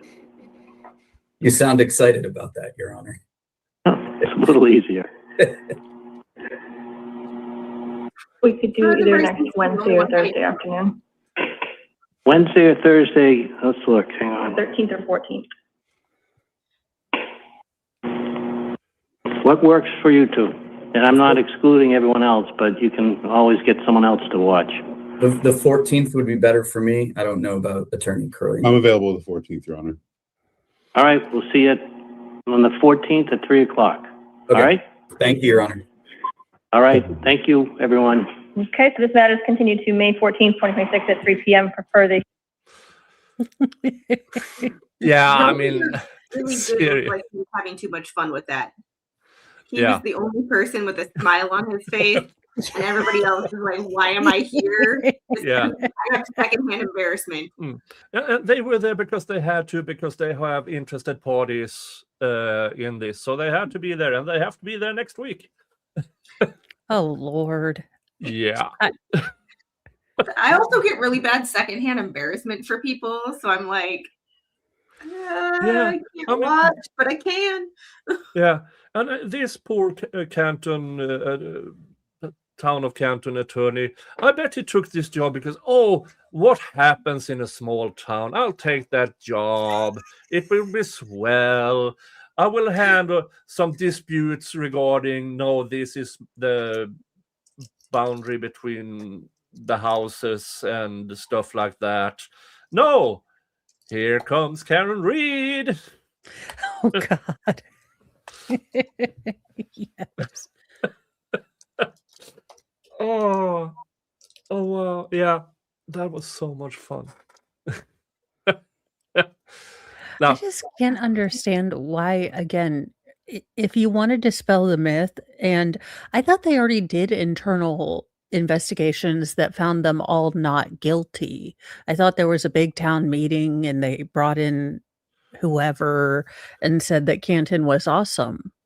mm, I'm really curious to see what this new police chief is going to do, considering, yeah, you know, that will. I hate to point out the obvious, but he's like the only black person in Canton. Yeah. But Yeah. even when somebody takes over a position like that, he still has to work with some. Now, he may or may not have had to get rid of some of the cops, but he still has to have officers under him, which is the least worthless, and then build from there. But how do you? Keep their biases at least quiet and internal, and But not in text messages to everybody? how do you uncorrupt something that is rotten to the core? you'd have to clear out because it's the bureaucracy too. He's also going to be fighting through, clerks and receptionists, filing people, all that maybe will know where the bodies are but are going to protect the legacy. So, that's kind of why you get a new government in, but everything doesn't change overnight because the blob maintains. Yeah. So that was the hearing where, well, the judge had a bit of fun, and one of the attorney definitely had fun. One didn't want to be there at all, and 3 others were, "Fuck, am I doing here?" I haven't seen an attorney look that uncomfortable about an email in a long time. Please don't make me hand it over. You have Because it. Yeah, maybe don't complain that there's a barrage when it was one email. Just stick with the lie you were starting with. We're in an internal investigation. We can't do it. That's why you just don't lie, because it's really hard to keep track of what you lied about. And apparently, this lawyer is not going to lie. He can't keep track of his lies 5 minutes ago, let alone what's been going on in the past 4 years. Where did they find this guy? I have no idea. We didn't reach the last goal, so I'm starting a new goal now with more reasonable numbers. So 10 supers, $5 or more, and I will spin the wheel of regrets. Or you can choose buy me a coffee or PayPal. Links should show up in the chat every now and then. Now let's get into the next hearing. Ooh. Oh, wrong one. This one. I need a drink for this. I'm going to take my dinner plate. Thanks for dealing with me not being hangry anymore. Oh, hey, we support non-hanger. This one. There it is. So it's the same people, but a new hearing. Sarah's in the middle this time. She just looks, I know she's one of Karen Reed's attorneys, but she just looks absolutely miserable. And yeah, she has the same facial expression as Kathy Nestor. Just that, why am I here? I regret my choice becoming a lawyer. This sucks. Get me out of here. No, I don't know, but I don't think the town of Canton is in this particular one. But it's the same judge, it's the same parties. Just that the town of Canton is not a party. They just don't want to hand out discovery. So let's see what happened here. All set, Kelsey. Thank you, Your Honor. Your Honor, the matter before the court is civil action number 2483, CV 00692. Paul O'Keefe, individually and personal representative of the estate of John Joseph O'Keefe III et al. Versus CNC Hospitality LLC, doing business as C&F McCarthy's et al. Your Honor, for the plaintiffs, we have attorney Mark Diller present by Zoom. For defendant C&F McCarthy's, we have attorney Tamara Holstag. For defendant Waterfall, we have attorney John Dealey and David Hassett, I believe, or maybe just one of them. It's just John Dealey today, ma'am. Thank you. And for defendant Reed, we have attorney Sarah Shipley and attorney Aaron Rosenberg, Your Honor. Now, folks, just showing here. Thank you to Anima Rampier over at Rumble for your $1 Rumble rant. Here's $1 from Mr. Jingle Streets. Nick can get his own. I agree. I'll make sure Mr. Jingle gets his treats. Thank you so much. Good afternoon, everyone. Good afternoon. So when we were last together on April 9th, at that point, I think not a single deposition had taken place other than keeper record depositions. And I concede that this case has been pending for 619 days. Not entirely true, because they filed this before the Karen Reed trial. Then it was stayed over the second Karen Reed trial, and then it was unstayed. So it's, technically it's been pending for 619 days, but most of that was stayed. And I acknowledge that for 231 of those days, over 7 months, the case was subject to what was a very limited stay as to discovery involving Ms. Reed and depositions of certain. Have I considered, thank you so much, mispronounced name. Have you considered adding Mr. Jingles Snuggles to the will? Well, first of all, Mr. Jingles has to be around. Second of all, Mr. Jingles hates Snuggles. Here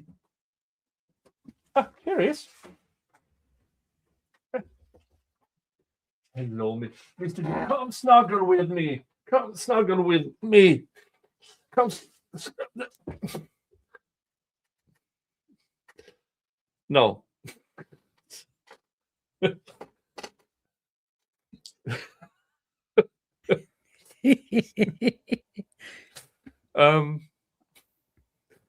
He's good with pat me with your hand. That's about it, or else I will kill you in your sleep.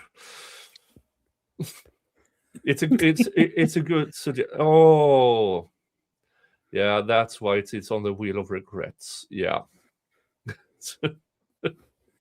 Yeah, sure, I can put it on the wheel of regrets. Let's see here. Snuggle. Oh no. There, now it's on the wheel. Ta-da! All right. Now, stayed for a certain amount of time, but still, after the Karen Reed trial concluded, they still haven't had, at the point of time as this specific hearing, no depositions Of her family members. But that stay expired over 10 months ago. When was it, in July? So coming up on a year. And I tried to figure out how a case that's been pending for so long could have so few depositions conducted. And one possible answer came when I was looking at the docket. Did you know that the parties are represented by a total of 22 lawyers in this case? Ms. Reed leads the pack with 10. The plaintiffs are a distant second with 5. Waterfall has 4, and McCarthy's has had to try and get by with only 3. Trying to get by. Oh my God. I like this judge. The silent snark here is amazing. This is my kind of judge. This is how I feel like I would be if I was a judge. Oh. Also, they're not over 30, but these are not all the, in all the cases, these are not all the plaintiffs. I mean, Aiden has a bunch of attorneys as well. Yeah. How much money? Yeah, Snipe. Sarcasm is an mode. I think she missed this. Let's go back. Oh no, I heard. I have my earbud in, so I can hear when I'm. First of all, okay. 10 lawyers. So is the judge positing that lawyers are what is hindering the legal profession or the legal system? So the problem with the legal system is lawyers. I mean, it makes sense to me. Yeah. The main problem with civil litigation is number 1, the clients, and number 2, the lawyers. Yeah. But yeah, of course it's too many. I mean, this is a civil case of wrongful death. Majority, if not almost all of those, you have 2 parties with 1 lawyer each. Now, I don't know why Karen Reed claims to need 10.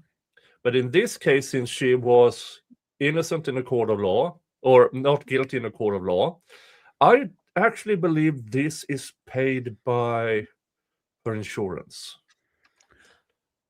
and all of a sudden they don't care because their lawyers are all, I believe, almost always salaried. So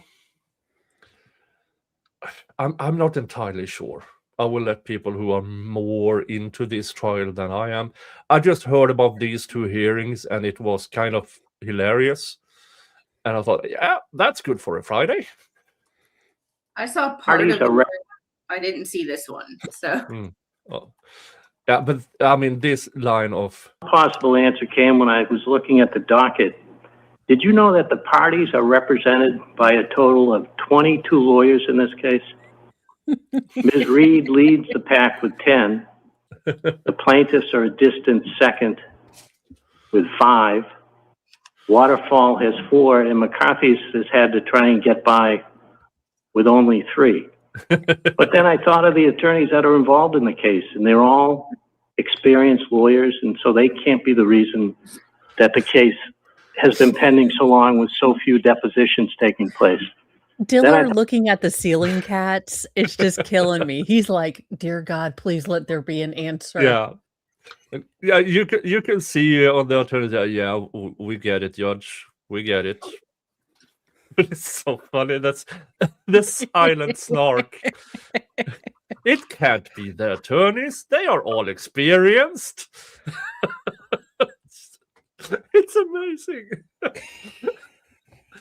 Oh, this judge has been judge for a while. When he can do that, and he's not moving a muscle while doing it. I mean, oh.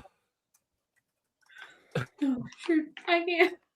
No, I do believe everybody has, in some way, shape, or form, has entered their appearance, but they only choose like 1 or 2 to in the actual hearings. But they have entered into the case, and look at that! $10 from Really a Cat Man, something cat. Okay. I forgot to ask you when you added Mr. Jingles to the Wheel of Regrets, did you remember to bring Band-Aids into the room? No. Oh, no. Yeah, they're. Oh, I might get demonetized because the amount of blood. Hello, Mr. Jingles. Yeah. Now he's looking away. Now he's pissed because I tried to snuggle. So now he's mad at me. Now I hope to have Mr. Jingles around for the rest of my days, but he's already over 10, so it might not be possible. But the next one, I want exactly the same. I wouldn't trade this for the world. I mean, yeah, it would be extremely fun with an indoor snuggly cat, but I'm on a fucking farm. There are rodents around, and this guy is really, really good at hunting down rodents and the occasional baby rabbit or baby hare and bring them in. Thanks, Mr. Jingles. Have I told you about that when Mr. Jingles brought in a baby hare? Yeah. I had to clean the floor because even though the baby hare wasn't completely gone, it still had movement. Oh, no. Yeah. Oh. My cat used to leave my mom presents right in front of the TV in the mornings. Oh, no. And that was at the time when, like, you actually were the remote. Like, Oh, yeah. You know, the remote worked for the channels, but, like, it was inconsistent with actually turning the TV on. So you know, had to go turn it on yourself. Yes. Used to leave her gifts with bare feet. It was a reoccurring theme in our house. Well, I don't like mice. No, neither do I. I'm not particularly fond of them. But yeah. Well, maybe it's the issues in the case are so complex, but I think as we all recognize, when you cut to the core of this case, it's a wrongful death action with a dram shop component and a claim of negligence in the operation of a motor vehicle. So it's really not that complex. And when I say that, I'm not trying to minimize the claim of the plaintiffs or the defenses of the defendant. Who did the jingles? Was that just me hearing that? No, I heard Sweet. it too. I was wondering where it came from. I don't have anything that makes that noise. You're muted, Mo. Yeah.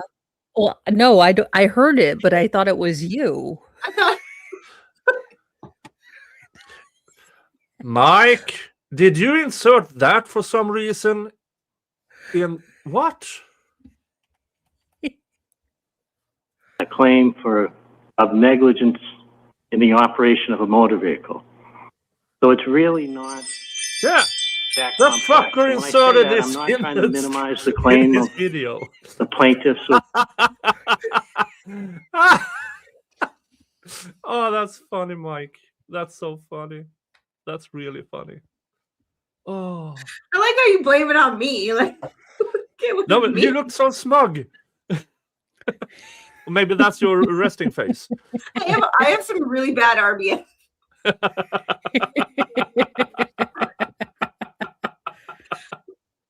I mean, Well, pissed off his dogs. Oh, look over there. Look, you on YouTube. Look how this is what they're doing over at Rumble. Now Anima Rampere became a Ooh. monthly supporter. Thank you.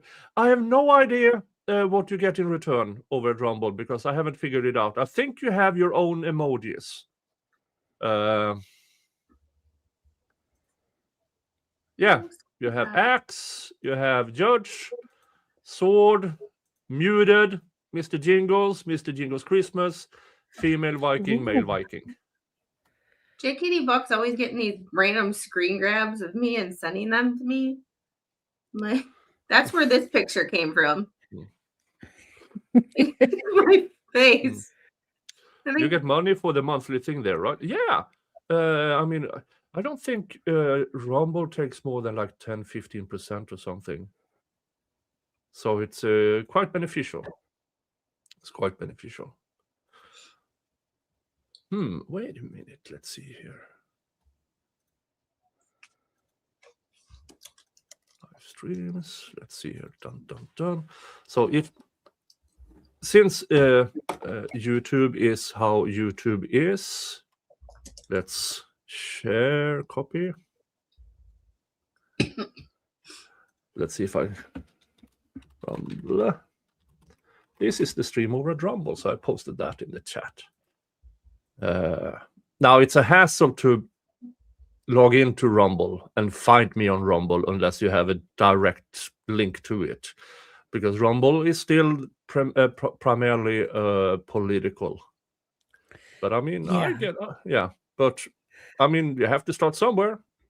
Yes. I haven't even figured out how to stream over there. It intimidates me. But Rumble Studios is doing okay. Yeah, I am setting aside this weekend to learn it and drink. I have to be in the gym at 7:30 a.m. tomorrow. I don't want, like, I would love to drink right now, but this is too entertaining.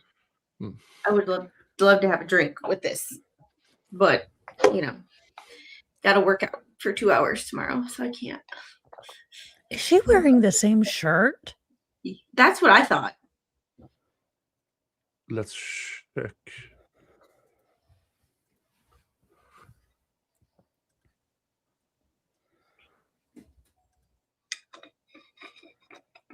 No, it's a different shirt.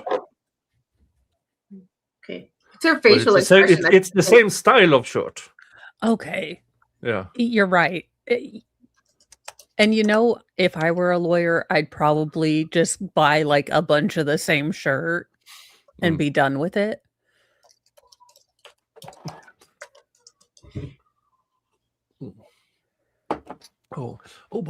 Before I forget. But I thought I had YouTube. resting bitch face. She has resting bitch face. Well, yeah. I've been so focused on Diller over here that I forgot about her. Yes. YouTube allows me to gift 10 memberships free each month, 5 at a time. So how about now? Dun, dun, dun. So I gifted 5 and it went to Grifter Wannabe, Squid, Pro Quo, Eve, mispronounced name, and really a cat man. Congratulations, you now have access to members only content, preview of the videos and stuff I record, and your own emojis on YouTube. Let's try those out. All right, let's continue listening to George having a bit of snark. Complex. And when I say that, I'm not trying to minimize the claim of the plaintiffs or the defenses of the defendants. So we're here for a status on discovery. So I'd like to hear from each party as to what depositions they have conducted, those that they have noticed, and those that are intended. And I thought maybe we'd go in the order of the number of attorneys that a party has. So we'll start with the least, and we'll start with McCarthy's. Sounds logical. Oh, We lose McCarthy's? I believe we did, Your Honor. Well, let's go to Waterfall. Attorney Daly? Good afternoon, Your Honor. On behalf of Waterfall, we have noticed some depositions that are scheduled for July because so many depositions had already been scheduled, but we have not taken any depositions yet. We did participate in the deposition that took place, I think, on Tuesday. In this case, we have depositions scheduled of a witness from one of the bars where Miss Reed was present, as well as the toxicologist for the Massachusetts State Police, Trooper Roberts, or not know if it's Trooper Roberts, Dr. Roberts, also scheduled in July. Okay. So let's hang on and see if we can get McCarthy's back on. Your Honor, it looks like Attorney Holzflag has signed in. Her camera's just not on at the moment.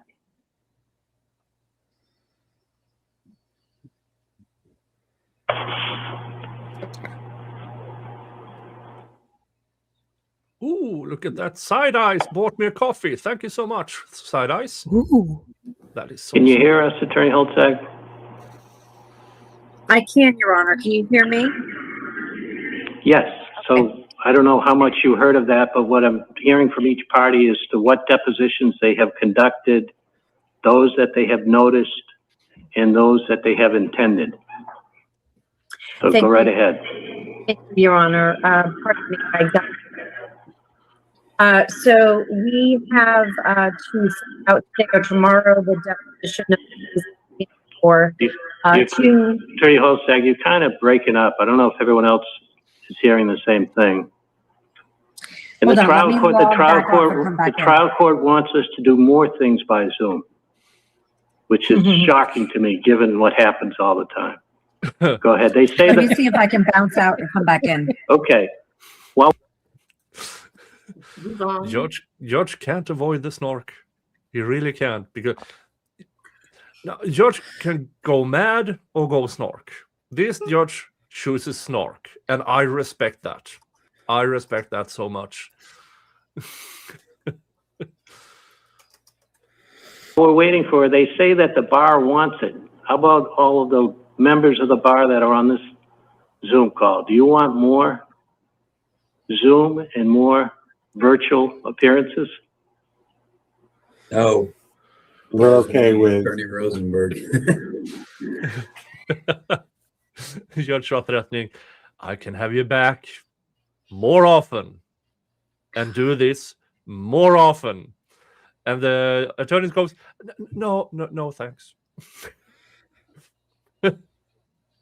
Because everybody on there knows this will be broadcasted all over the YouTubes.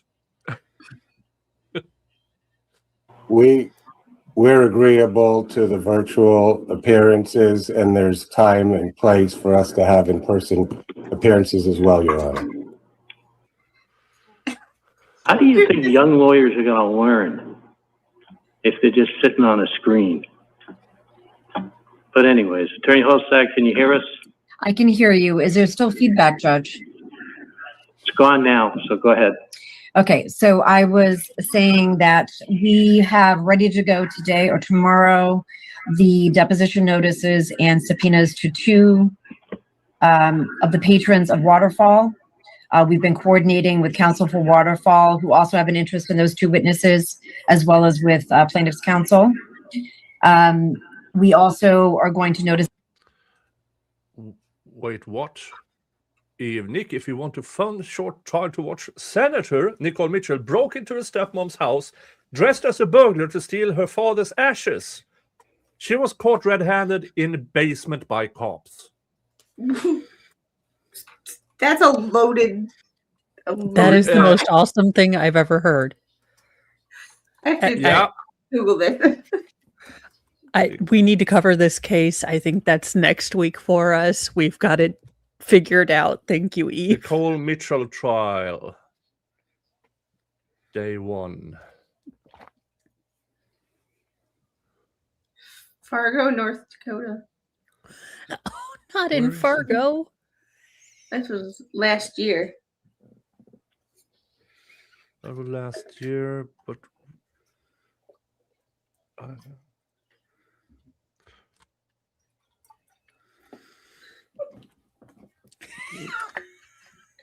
Please tell me the opening statement has just like ring door footage of her in like a Pink Panther outfit. All that's going on in my head is so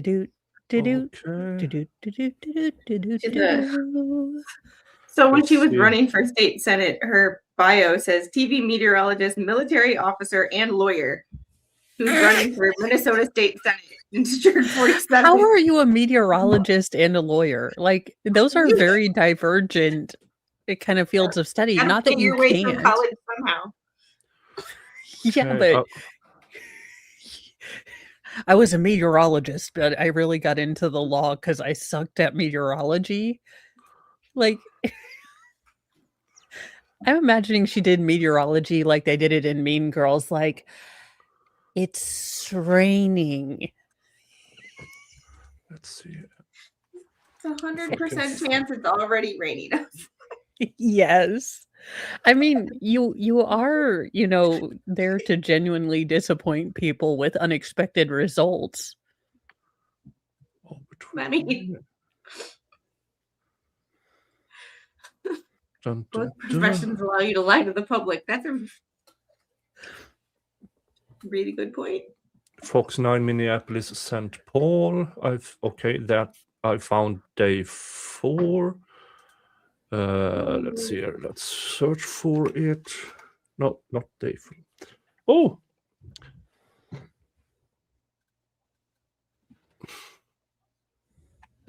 Burglary trial. Dun dun dun.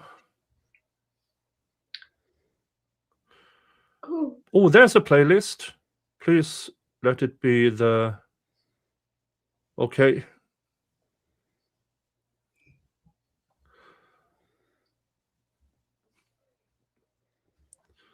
That's a bad playlist.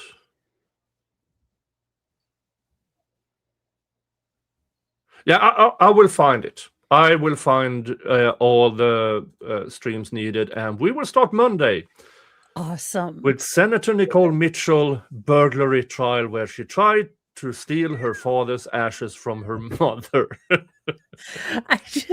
All I'm hearing is senator. Don't senators have fixers? Not state senators. Yeah, not in Fargo, North Dakota. Technically, she was a Minnesota state senator. She was born in Fargo. Oh, okay.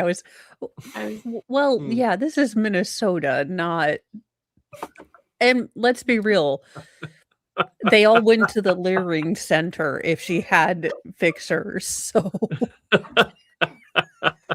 they did try to fix. It just didn't stay fixed.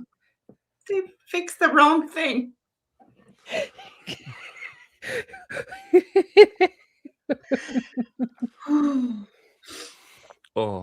Yeah, starting Monday, and Mo is invited. It's Squid also wants to be here.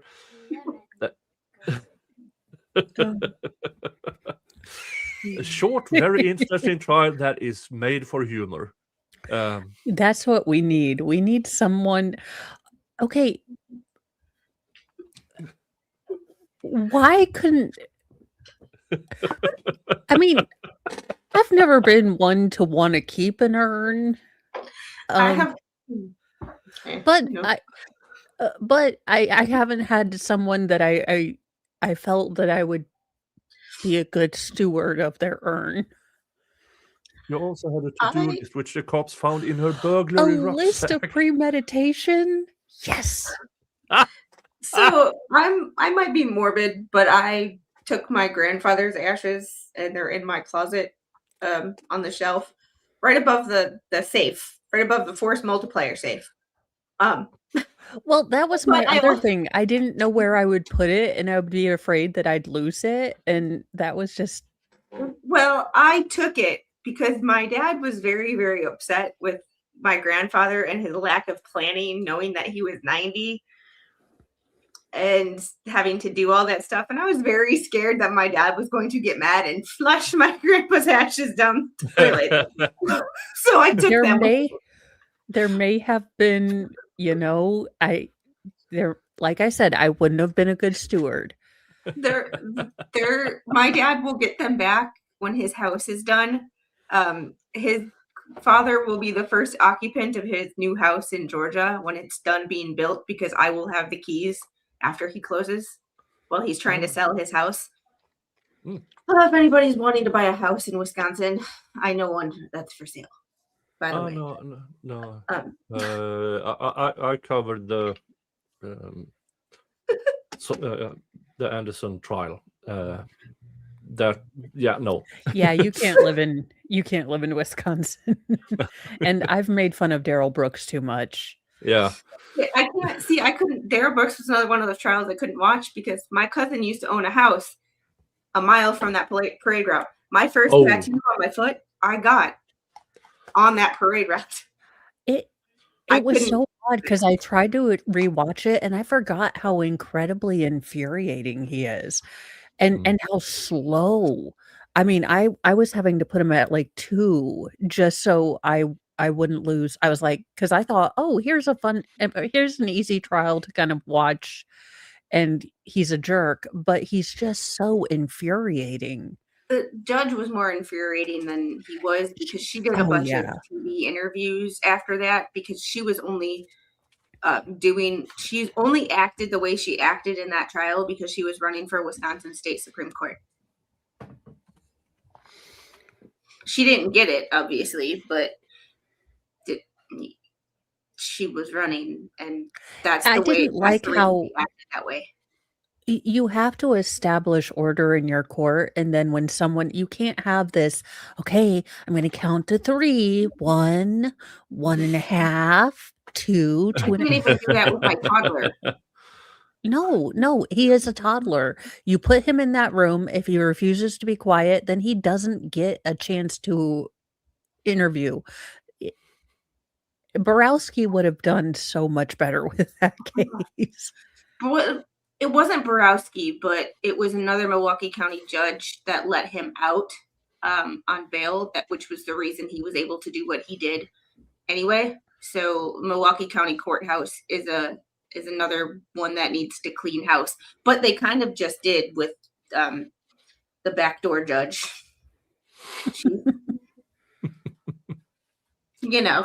I mean, she was federally charged, so she's now a felon. I don't think you can be a judge as a felon.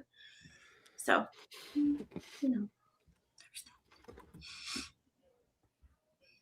Wisconsin, there's a reason I don't live there anymore. And that is part of the reason. All right.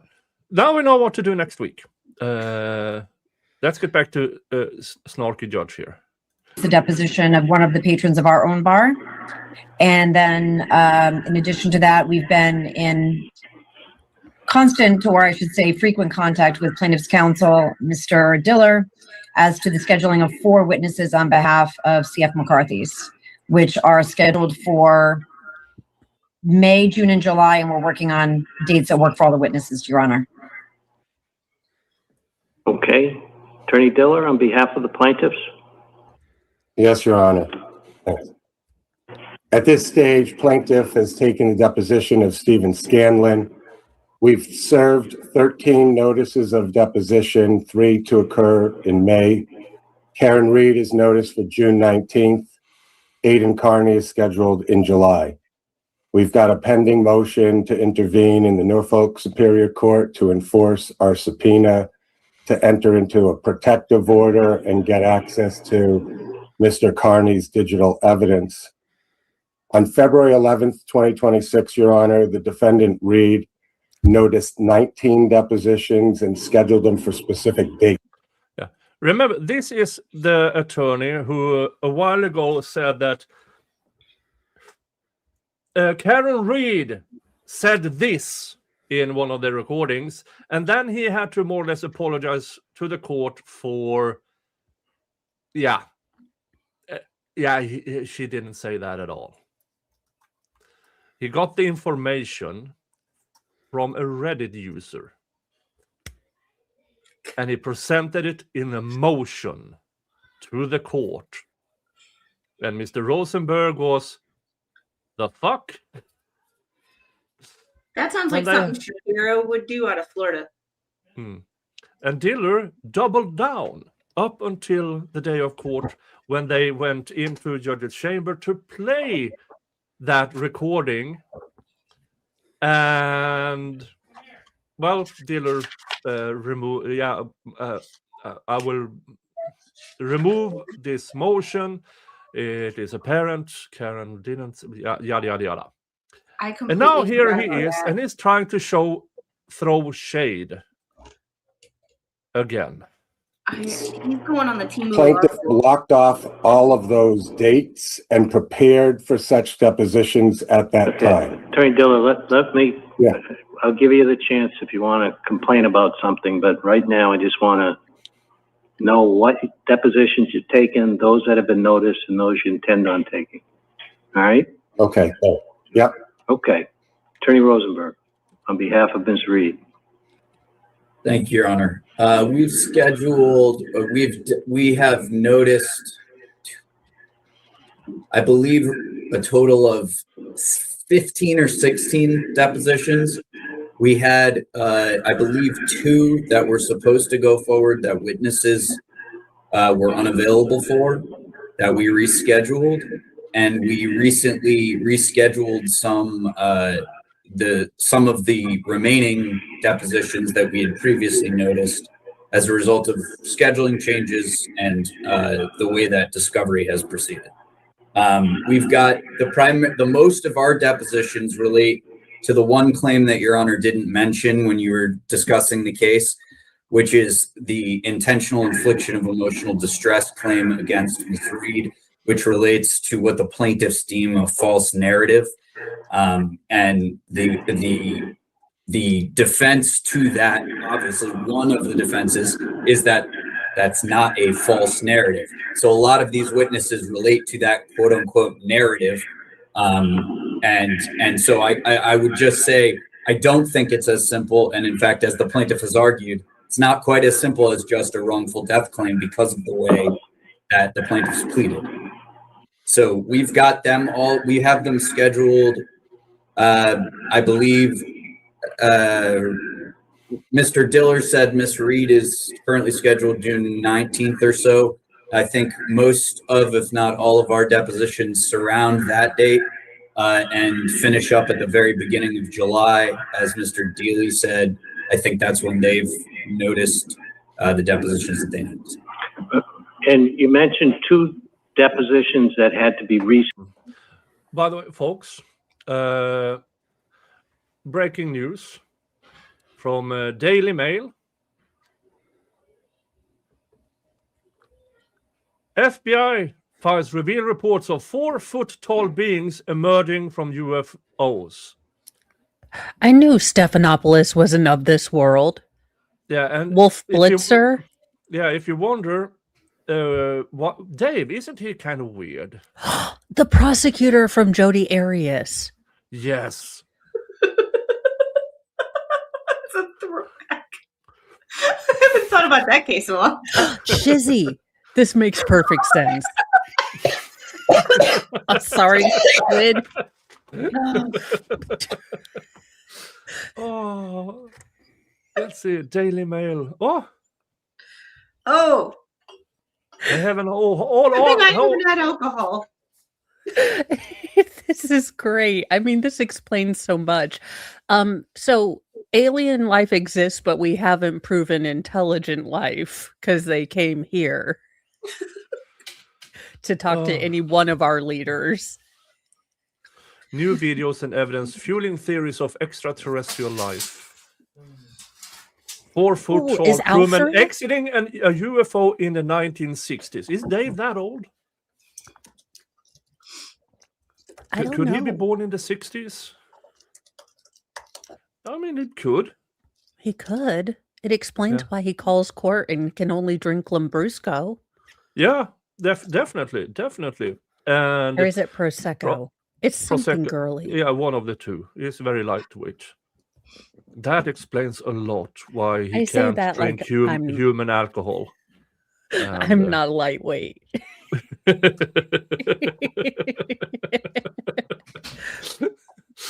Oh, all right. So that was breaking news. Well, I mean, that explains Still Reddit. more reliable than Reddit. No, that explains Reddit. This Oh, explains that explains so Reddit. much. Yeah. The catillions, the leopard tillions, the How lizards. old is Elon Musk? 47. I don't know. Okay, so not born in this. Not. No, I have no but I mean, idea. he's kind. I mean, Could if be you wrong. look at pictures of him in the 90s, he was balding, and all of a sudden, he started growing hair. A lot of Nick, it. he's got $1 bajillion. He could probably. Those Fair are play. probably like unicorn hairs from the Andes. Yeah, he's looking at. I mean, from the 90s, from the noughts, from the 10s to now. He's. My unicorn blanket. You know, that does explain why he only sleeps with socialists. Yeah, definitely, and he's slowly turning into the dad in Family, not American Dad? American Dad. Yeah. Okay, and it would explain the Jeff Bezos guy because he Oh, looks like a definitely. supervillain. Yeah, He's probably been definitely. selling our Earth women for alien technology for years. Dave, you're here. I am. Yeah, Made it. we just found out 4-foot tall beings emerging from UFOs. Do we have the Okay. videos of that, or is Are we sure they're not Mexicans? no? Just, we got to knock out all the realistic possibilities. And I'm demonetized. No, but now I I'm allowed definitely to need a start coughing up meme. them super chats. I need a meme with like an old style space saucer and then a mariachi band coming out. Definitely. JKD Buck, you know what to do. You know. Yeah, right? You can have a ball with this. No, four Okay, foot I just- tall or 4 feet tall. I need Trump coming on saying, "We always knew this. The Glorpians are not sending their best. We are building a fence around the globe." That explains the Democrats. I mean, Nick's going to fit right in when he eventually moves here. Yes. Well, okay, but Oh. Dave, we did think that this explains the prosecuting attorney in the Jodi Arias trial. Does this explain Kathy Nestor? Well, I mean, I don't want to she's over 4 repeat foot. myself, but I believe he is Mexican.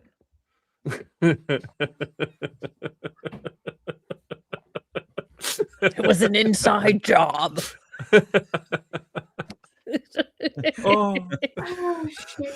Oh, and Jose Baez. Oh my God, we're making Right? connections. You know, stereotypes have some truth to them, people.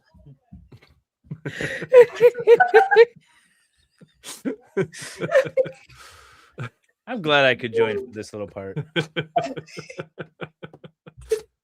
Oh, is it time to invest in garlic shampoo? I didn't know that helped against aliens. I figured our internet transmission would make people or aliens avoid us. If anything, that would attract Italians. There's a whole interesting history with UFOs in the not the FBI so much, but I guess the FBI too. I'm really excited about these being released though. Is it are they I heard that they're being released. Are they like on the government website where you get the Epstein files and all that? Well, it says don't know. Trump releases first batch of the UFO files with new videos and evidence fueling theories of extraterrestrial life. Now, if there is anything new in it that we haven't seen before, then sure, that would be fun to see. But I would expect it is reports from rural areas of 4 feet beings anal probing around the countryside. Well, they've got this really interesting video floating around. Let me see. I pulled it. Well, so while she's pulling that, the thing that I found interesting is a lot of them are around Iraq and Iran. UFOs? Yeah, so like a lot of the report, like here's a UFO flying across Iraq, here's a UFO, flying across Iran, and I found it interesting that those are the ones, at least that I've seen on the news thus far. I haven't been working, so I haven't dove deep into it. I just sort of see things pop up, and the locations of them is interesting. Yeah, I mean, depending on what year and stuff. I mean. Yeah, that's the one thing I didn't know what year it was. Because if it's recent, I mean, it's drones. There's a lot of them. If it's not recent, it's spy balloons. I don't If want it's to like 2006 or 2007, I had nothing to do with it. crush everyone's idea like there's space aliens out there. I mean, there could be, but also when the alien phenomenon started, it was during the beginning of the Cold War, and both the U.S. and Russia, or USSR, were creating really weird new technology, like jet airplanes and things like that. And they looked funky. And where do we test new equipment these days? We test them in these little wars. So that's all I'm saying. It's an unidentified flying object. They've got a video of one. Anything you can't identify is technically a UFO. Mm-hmm. We had one flying over. Got a video of one years that they ago. just put up. Oh. I mean, this is part of what they're. Octopies are aliens. Wait, okay. So where's this one? Footage of. I haven't read through this. It looks like Central Command. Well, that one I've seen before. Oh, okay. It's But the the fact that weird ones that like hover and then like take off with immense speed from a dead stop. Those are the freaky ones because there's no technology that we're aware of. Even physicists are like, even in our hypothesis, we don't have technology for this. Those are the ones that you're like, okay, that's a space alien. This is basically what they have up right now. I've been kind of looking through. They haven't put up any more, video that I see, and I'm looking through all of them, all of my, kind of news file sites. So that's the latest that they have up so far. No, they don't report. They don't report me.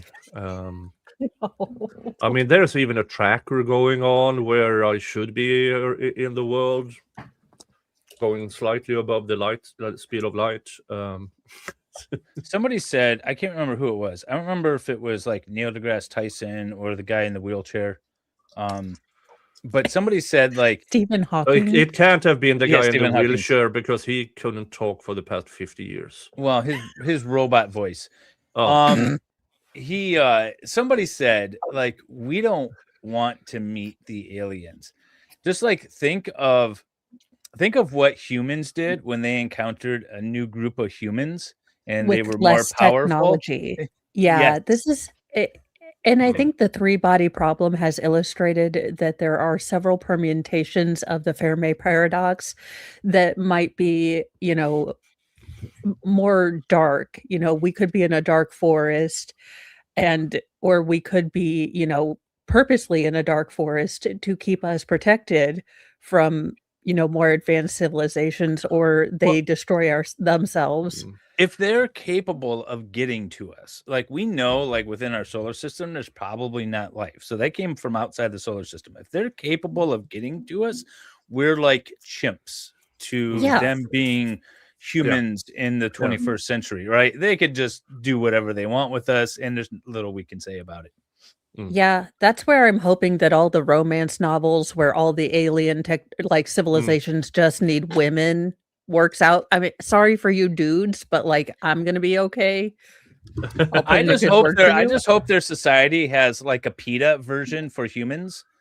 Oh my god, I would so become like a bleeding heart. I'd be like, oh my god, I'd model for the Sarah McLachlan video. We must save the humans. Isn't that in one of these sci-fi shows where they saved humanity from being exhibits in a alien zoo? No, you don't need us actual humans here. And they sent all the seasons of the Kardashians. Yeah. All the seasons of their Kardashians is why no one wants to visit us. Yeah. It is a deterrent. They are a national treasure. Housewives of, and I mean, seriously. Really? We need Bravo something is spectacular. keeping us That's a good repellent. There's a bunch of things that are repellent in our society. On my channel, I have some shorts that are swiping through humanity, and it's lives from YouTube, and I just swipe through and I stream record and then I just post it. That stuff is going out to them. That the aliens are seeing that stuff before they land here. They're not coming here. There's nothing of value here. We are the ghetto Walmart of the universe. Change my mind. Like Glip Glorp locks the doors. They don't make eye contact. They are like, we get through this and we don't get carjacked. We're good. Yeah, and you don't really know Gary, because Indiana of the world. We are the Gary, Indiana of the universe. Change my mind. Hey, I want a timeshare in Gary, Indiana. No, You'd be the only big person radio there. broadcasts started. I mean, the major ones started before World War II, so it has gone out to the universe for the past 80 years. So it's about 80 light years out, and any aliens 80 light years out that catches this. The ones who made the most radio broadcasts from 1932 to 1938 was the Nazis. Well, Joseph Goebbels, look, he's short. He was under 4 feet. Yeah. Do we see a trend? He had a club foot. He married a woman that despised him. I mean, I don't know if that's here nor there, but there's a movie with Tim Taylor. Tim Allen. Tim Taylor was his stage name. Tim Allen. Where he played so the premise of the movie is he played like in a Star Trek show. Oh, Galaxy Quest. Amazing movie. Oh, yes. yeah. Amazing. Best sci-fi ever.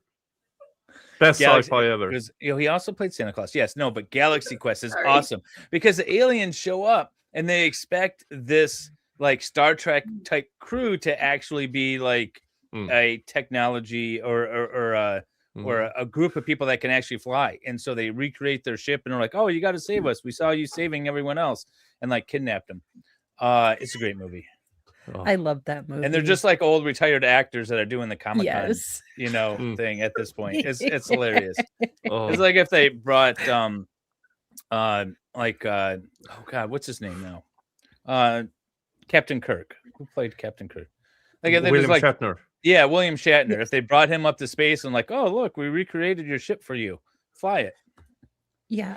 Now, Nick, I found a story that is going to probably end up in litigation, but it's from Georgia, as if Georgia could not make any more mistakes. But this one is pretty funny. I covered it this morning. It's in private chat. Oh, let's see here. There. Oh, oh. I mean, just when we thought that we'd seen all that we could see. Yeah. Georgia mayor fires entire police force for upsetting his wife.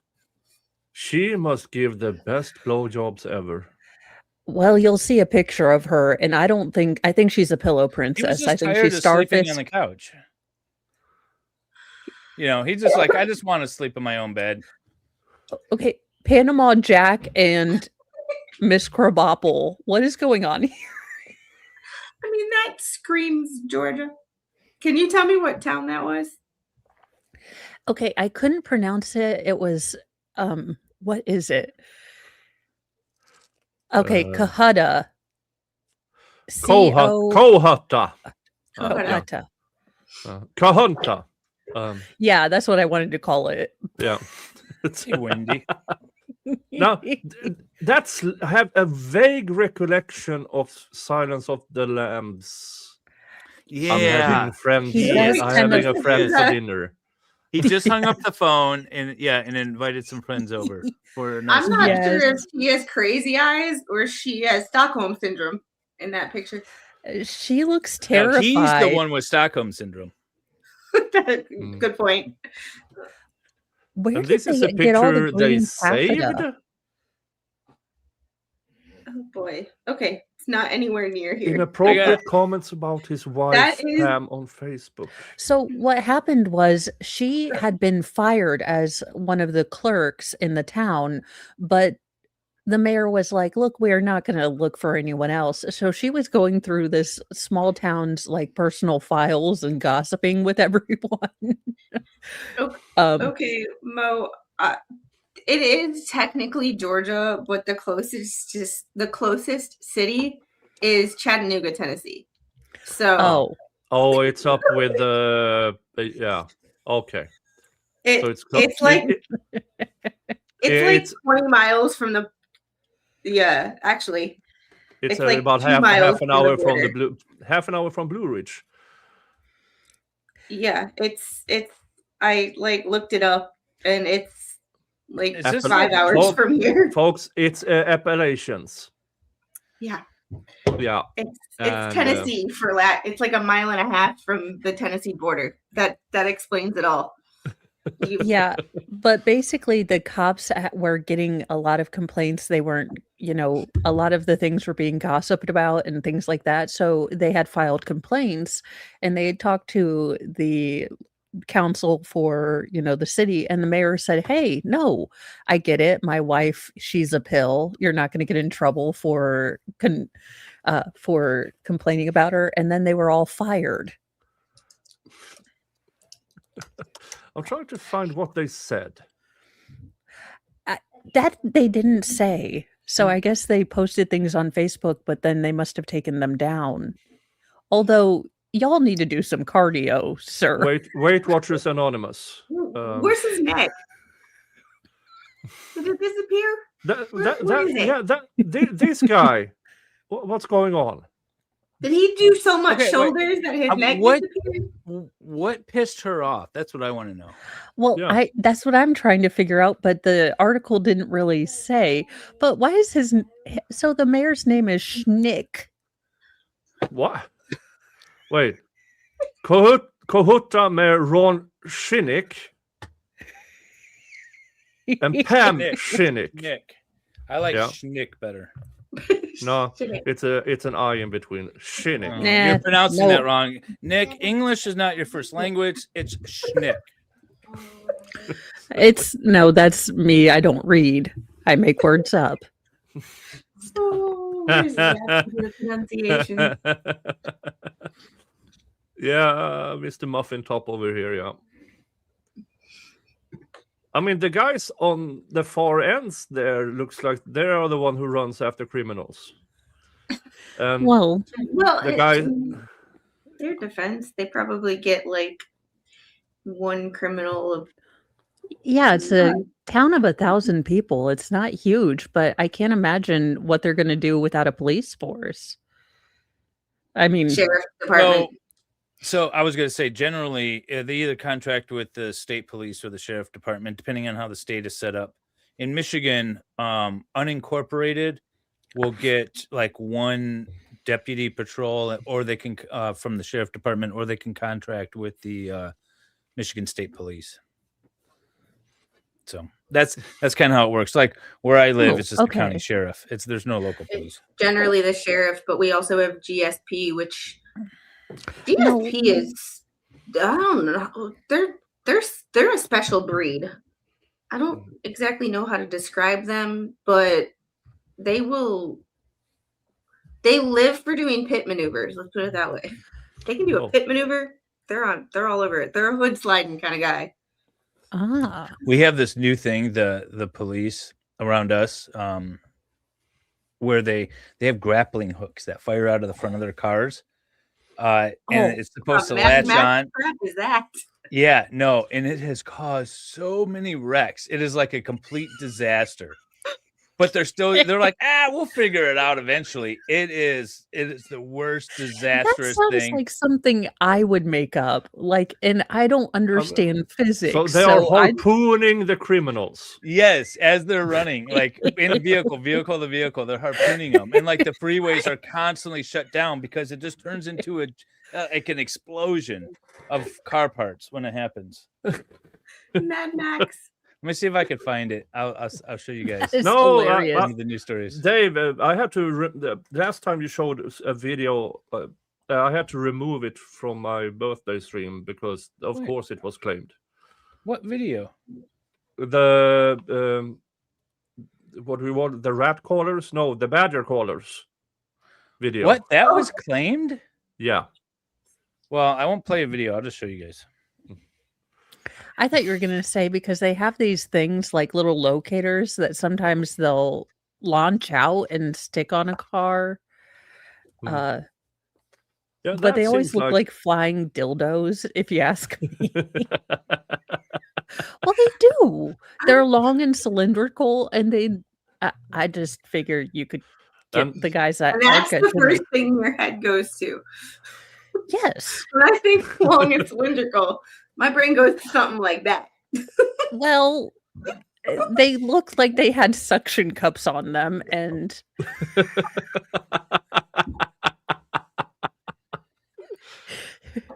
that's why I didn't go bullet, honestly, because the suction cup. Yeah, if you want to piss off your sex-addicted girlfriend, take her suction cup dildo and put it just 5 inches. So all right, this video has no sound and it's a police dash cam, so there should be no copyright claim if you want to pull it up. Ooh. This is the first time they tried it. This is the first time they tried it. It's live in action. This isn't the worst though. This isn't like the explosion because they did one and they like hit it from the side and it was a disaster. But you can kind of get an idea of where we're going with this. All right, so we got to watch at least halfway through. Because it looks cool. It looks like, look, see? Whoa. Look, they hooked the grappling hook, and it's like, all right, this is cool. It seems to be effective, except you have a really determined, individual in a vehicle. Yeah. Yeah, no, hang on. It's about to happen. So, like, cars are still passing by. Look, he keeps yanking. He keeps yanking. What? Really?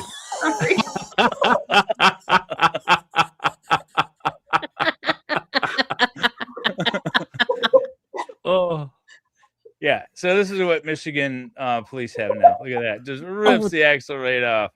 That is just the most awesome thing ever. Going anywhere now. Look, I would sit in a traffic jam to watch that. Car floss, yeah. I would pay to see that. So that's what the police are using these days around me. That's pretty awesome. Yeah, I mean, it looks kind of fun. I must admit that looks kind of fun. Yeah. There. JKD Buck, you need Jesus, sir. Oh no, when I'm in charge, we're changing it. If you want to speed away from the cops, that's fine, but your car is going to get dildoed. Mo for president 2028. They'll have little tracking and little googly eyes on them. I'll be your campaign manager. Look, the police have screwed us all over. It's now time for us to enjoy it the next time they screw us over. Now, if you're in a southern state, I mean, there are some things that you can attach to a runaway car. I mean, you can have a sticker that says "Vote for Hillary." You can have like a few spray cans that rainbow color.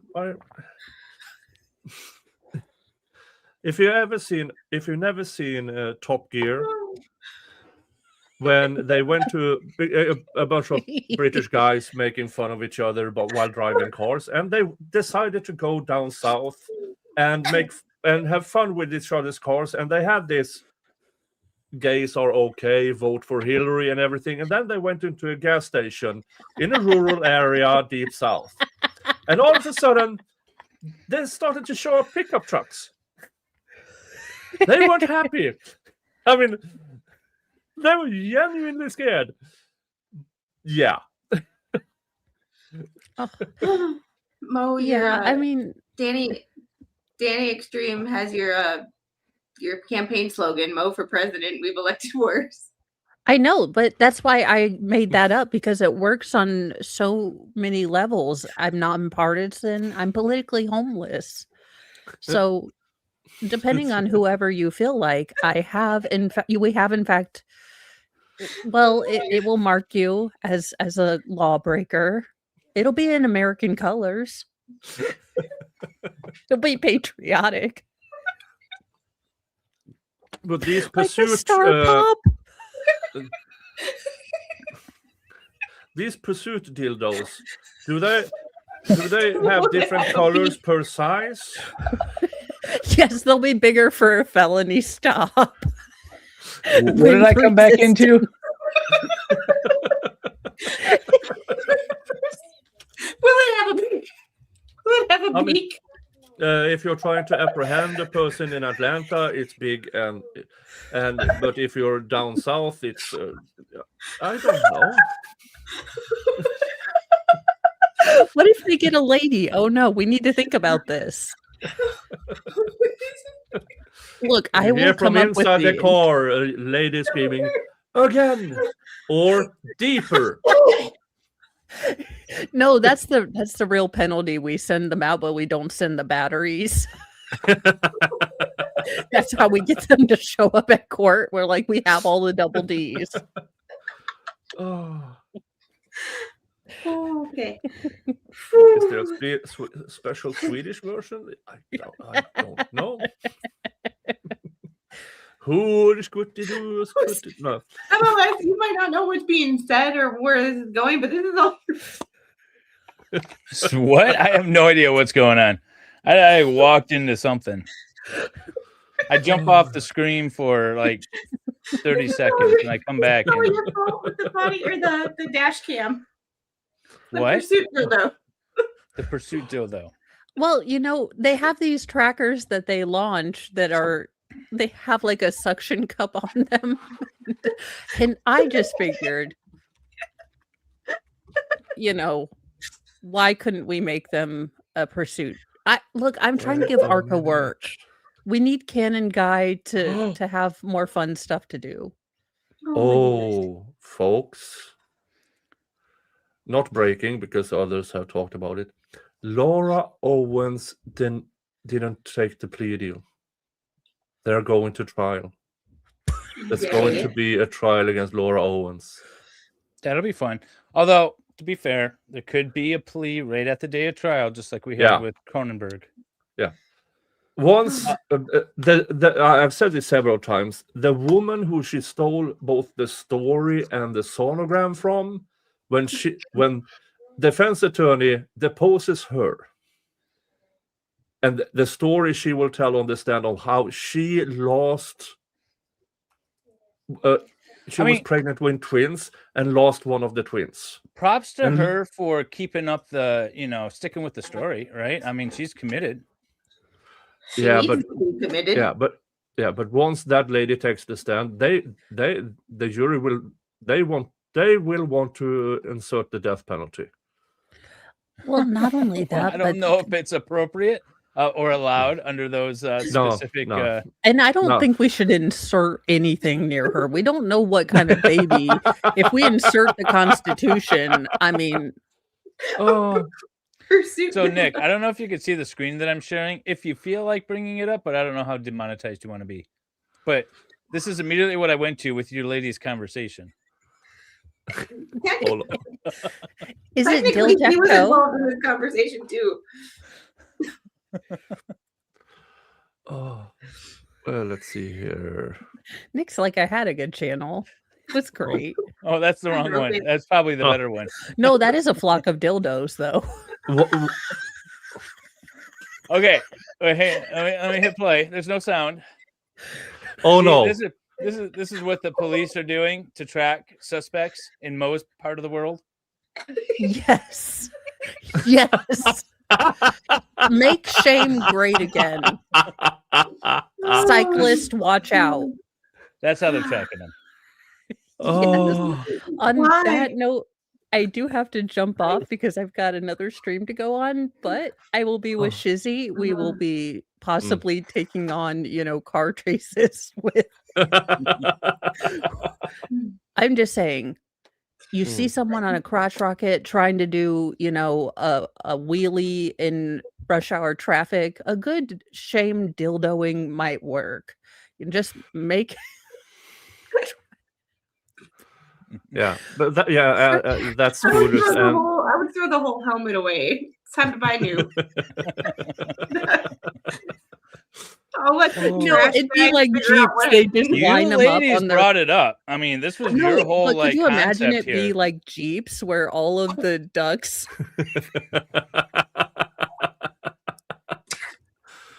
Oh Lord! Bye, you Technically, guys. you brought Thank this you. up because you brought Yes, I the, did. No, you didn't. Not you, Dave, Oh. because he brought the dash cam, and that's what got you going. Yeah, Well, it's Dave's yeah. fault. Yeah, okay. He crawled out of a UFO in the 60s. And then he spreads the word about how cops catches criminals with harpoons or dildos. That's right. That's right. Bye, you You're guys. doing God's work. Bye, Mo. We need to play that. That's a new lawn game. Harpoons or dildos. Oh, I'm losing it. Oh, Oh my goodness. wow. Ooh. Did we finish up the Karen Reed hearing? Yeah, let's do that. What did they say? No. Oh, you didn't. I was wondering if you did. I didn't hear the end of the hearing. I was wondering what they decided was appropriate for the depositions. Scheduled because of scheduling issues? It was either one or two. I think it was two. I'm just speaking off the top of my head. One was a third-party witness who the witness's counsel indicated was unavailable. I actually believe there were two of them. Again, off the top of my head, so I could be wrong, but I believe it was two third-party witnesses whose counsel reached out before the deposition and requested a new date, and we accommodated. Were you able to get today's deposition done in the 5 hours we allocated? Well, no, that deposition was rescheduled, and I The judge is so disappointed. that's the answer. So, someone answer for me. How many depositions have actually taken place since April 9th? One. Okay. Attorney Diller, I cut you off. You were about to convey some information or thoughts to me, so go ahead. You're muted, Attorney Diller. Thank you, Your Honor. Probably better that way. On February 11th, Your Honor, Defendant Reed noticed 19 depots and scheduled them for specific dates. Plaintiff and all the parties blocked off all of those dates and prepared for those depots. So far, Defendant be Reed allowed. has canceled 17 depositions and renoticed all of them. This For happens by all of the all the time. depots that were scheduled to occur, So I was just saying, this happens all the time Yeah. in practice. Like, this is a normal thing. You schedule depositions, something happens. Like, I have a case right now where I scheduled depositions, but I expected discovery answers before then. And then the discovery answers were a bunch of objections and other things. So it's like, all right, well, let's sort this out. We'll cancel the deposition. We'll move forward because I want these documents before we, actually do the deposition. And and the first deposition, you get information that applies to other depositions. Now you have to now you got to go move around everything that. out. Yeah, like I have well, in that particular case, I wanted to pose one individual before I decide if I needed to pose two others. I might not need to, depending on how this one goes. So everything gets pushed off. It is what it is. This happens every day. The problem with this is that there's 22 attorneys and there's 47 witnesses, and so it takes a lot longer because you're dealing with more moving parts. But the general idea is normal. And he acts between like this March is new. 20. He acts like this is new and this is life. Like, I don't write anything in pencil or in pen. Everything changes all the time. Yeah. Schedules change from day to day. Like, he acts like this is set in stone. Like, he has to write or go chisel a new rock. Well, my understanding is that wasn't it a motion to compel for that deposition, and then they stipulated to a particular date, and that's probably why the judge is asking about it. So that's a little different. I would understand that the judge is asking if it took place. Yeah. And we'll see how the rest goes. Yeah. And again, Mr. Diller here, Attorney Diller here, is the one that embarrassed himself a couple of months ago with the claim that Karen Reed said a certain thing in a recording, and she didn't. And he made a big fuss about it, and a motion for compel, and a motion for this and that. And then they went into the judge's chambers, listened to it, and then the Attorney Diller came out and more or less apologized. And I hate to do this, but I have to pop off too. I have to go do mama duties before the little one goes to bed, and I have another stream to get to as well. So y'all have a great night. Yeah, you too. You could. Thank you so much for joining. No Word Salad is in the chat saying he jumped over from Jimmy's. I did invite Jimmy on his stream, but I never actually reached out to him with the link because I didn't actually know if I was going to be able to make it here. I was trying to take care of some stuff. So we'll follow up with Jimmy later. But Jimmy has some great thoughts on Karen Reed. I wanted him here for that. Yeah. Right. Thanks, Nick, for the invite. MLS, good to see you. Bye, guys. Bye. So after almost 3 hours, I had 2 17-minute hearings, and we are halfway through the second one. Well, the content isn't the important part. It's the discussion, and the fun, and the dildos, the dildos, the harpoons, all that fun stuff. Yeah. 4th and next week, Your Honor, the defendant Reed has canceled 13 depositions. Many of those cancellations occurred on the eve of those depots, at least as far as we were notified. Even though the defendant Reed had us block off all of these dates in February, I've learned that since defendant Reed just sent off notices of deposition to the parties in this case, but did not bother to serve many of those deponents until the last minute. This clickbait lawyering is a tactic so that she can create a false narrative that these deponents. Clickbait lawyering? Is that what he just said? Yeah. Clickbait lawyering. Yeah. Now, this is normal, but also I will say that it's also frustrating to be on the other side. Yeah. But my understanding is that the discovery hasn't run in this case. No. So they're still able to do these depositions. He's just mad that they got canceled last minute. Okay, that's life. This is what happens. Yeah. Opponents are the ones who are canceling the depositions, but because of the late cancellations, defendant Reed has now rebooked those 17 depositions, and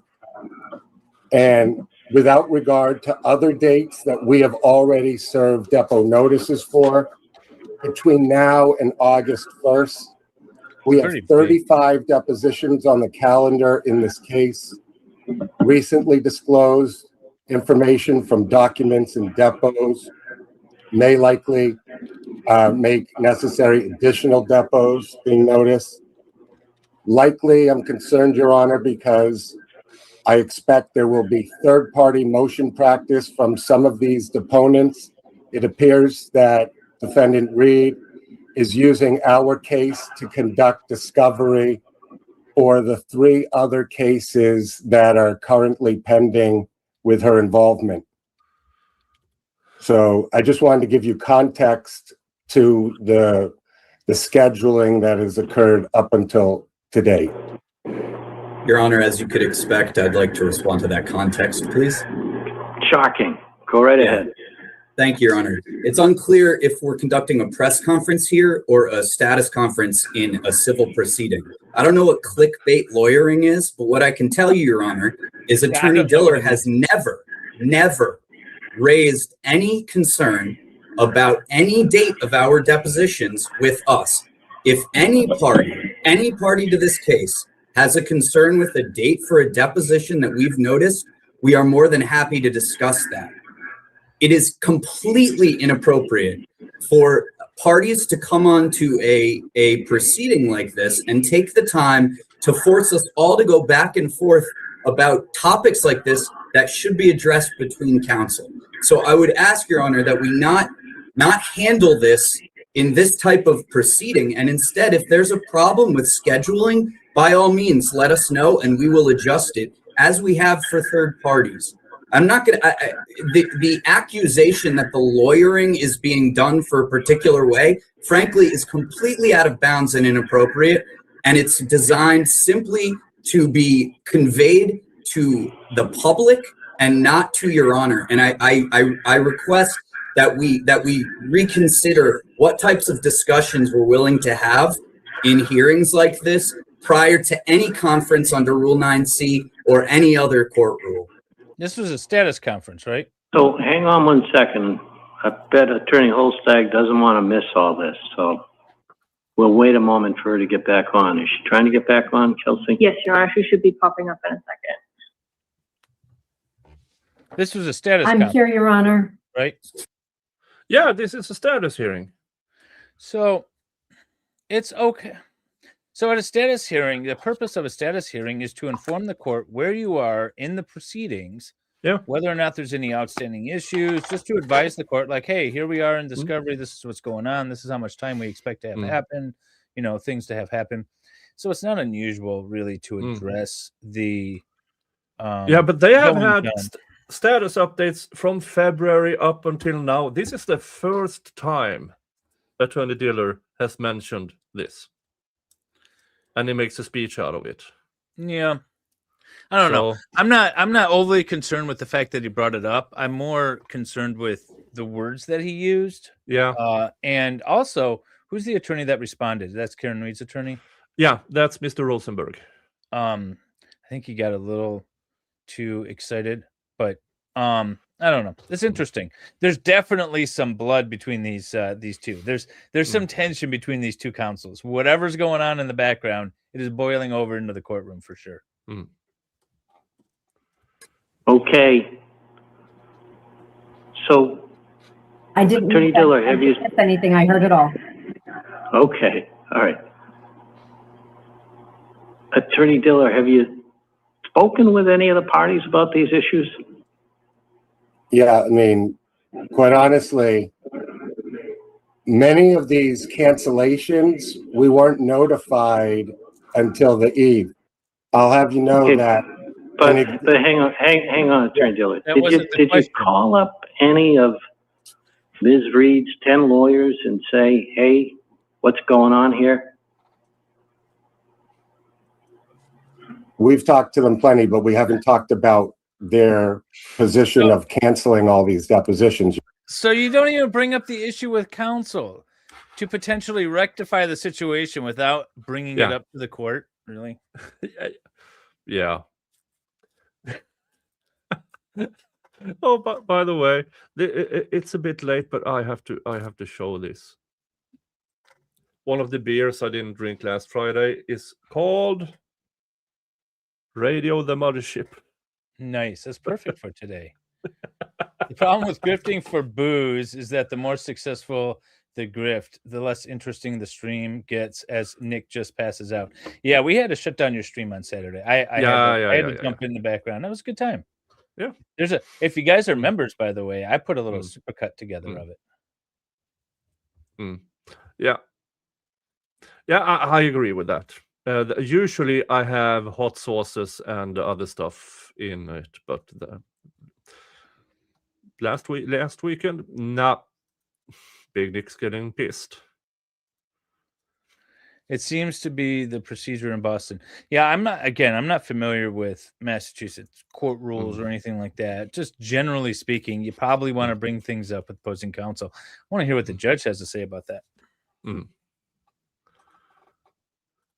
Your Honor. Okay, well, it's kind of like you're trying to sandbag them, which isn't a great way to do it. You know, let's take a step back here. Good call, Judge. And keep in mind that we all have to be professional in how we deal with these cases, and that necessarily involves communication. And Understood. so let's try and keep that in mind as we go forward. All right? We'll see everyone on June 3rd. These aren't the same attorneys that are like the plethora of emails or whatever they said. That was the city's attorney, right? Yeah, it's the same attorneys. Right, but the city's attorney is the one like there was. The city's attorney emails and Karen's attorney is like it's Exhibit 1. It's not that many emails, Judge. No, no, it's not. That in this particular update, they are not involved. So I think it was so fun in the beginning of this hearing when the judge talked about how there are 22 attorneys. I know. And then going down to and poor Waterfall who has to go by with 3. Just 3. Somehow managed with just 3 lawyers. Most lawsuits have 1 attorney, maybe 2, maybe standby counsel, maybe co-counsel or something. Yeah. But yeah, it's funny that there's 4 parties and 22 attorneys, right? Or 3 parties, 22 attorneys. And the snark he used with maybe it's the number of attorneys that is the problem, but you are all experienced attorneys, so it can't be that. I mean, that's dear reader, normal people. Says I don't know how you can screw up scheduling a deposition. It's not screwing up scheduling depositions. It's that things come up that don't allow you to to conduct the deposition on the date that you originally scheduled it. That's what it sounds like is happening. It's not like they didn't schedule it. Yeah, because every party wants to have representation at that deposition to listen in. Well, that's the other thing too, is you are trying to coordinate a ton of different people. I had a case, we had 8 different parties involved, and each of them had their own attorneys. And so we would send out blocks of email, like, here's the 20 dates that are available. And then someone would respond and be like, of the 20, here's the 10 that I'm available. And then we'd dwindle it down to a couple of dates. And we're like, all right, but we have like 5 depositions and we only have 2 days that we can all agree on. So that's part of the problem. Thank you, Kat. Thank you so much. Gifting 10 memberships. You got to do a spin for that. Yeah, I mean, for 10 memberships and all the priors, yeah, we're actually at. Whoop. Hold on. Well, Oh, Kat says she's sorry she missed your birthday stream. It's okay. She also missed several Lego streams too. Here is the Wheel of Regrets. Dun, dun, dun, dun, dun, dun, dun, dun, dun, dun, dun. Mm. What's for Pete's sake? That is a good one. Is it a vodka? It sounds like a vodka. No. This. Oh, God, what is it? Oh. It's a whiskey. For Ooh. Pete's sake. Nice. This is very Catholic of you. Oh, this has extra smoke in it. Ooh. Yeah. So extra smoky, extra. So you don't need to smoke it yourself. Oh, and it's the first time I'm opening it. Nice. So you haven't tasted this ever before, or No. is this just a new bottle for you? It's a new bottle. Well, this one is actually my first time trying. I've read about it, and so I bought. Well, we were talking about Georgia earlier. Nice. Here's the thing: I will not shot this because this is a good one. Are you going to do the Ricada? You got to smell it, then you got to hold a little bit of it on your tongue. Yeah. Yeah, you got to lick the bottle. There you go. There's a whole technique. Yeah, it's as Coke Ferry says, it's a peated whiskey. What is peated? Peat is like peat moss. Peat moss, yeah. Okay. It's the barley is smoked over peat, and sometimes okay. they can add extra during the process as well. Interesting. I don't drink liquor at all. Well, I'm like a rich white woman on a diet. I drink the clear liqueurs, the vodkas, the tequilas, things like that. No whiskey for me. Oh, this is good. Thank you so much. This is a good one. Let's see here. Thank you again, Catnot Williams. The memberships went to Jinx, Richie Rich, Andrea Lilly, Clever Misnomer, Bree, Mike Abel, Making It Count, Miss T, Julius M.N. Schilling, Amanda Atkins. You all got memberships. So now you have access to all my members only content, and you get to see videos and shorts hours or days before I publish them, and you get your own emojis, your own YouTubes.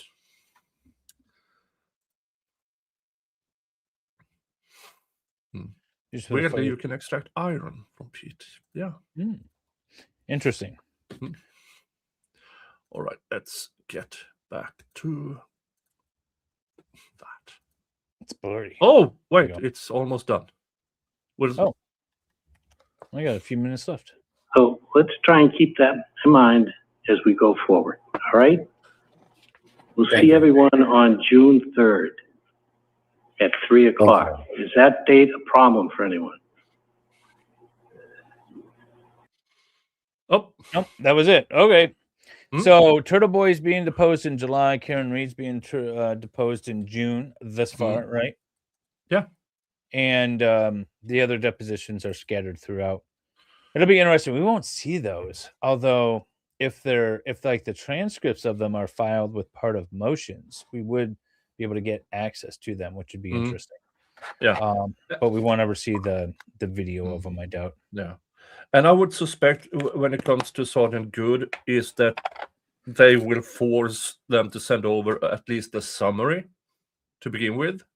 Yeah. Because they had zero legal argument to not send. Oh, you're talking about the disciplinary records of that officer? Yeah. Oh, yeah. That's going to happen. Yeah. And I mean, the disciplinary records should be one file. When you file a response saying, Judge, we can't turn it over because of whatever, and then the judge turns to you and says, what legal authority allows you to object in this manner?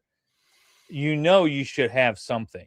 Make it up, man. Not make it up, but like have like a quasi argument of something. Cite federal law. I don't know. It'd be like, Judge, there's no authority. Somewhere in some state there is authority. I mean, check Alabama. They have weird stuff. Yeah, I mean, just cite something.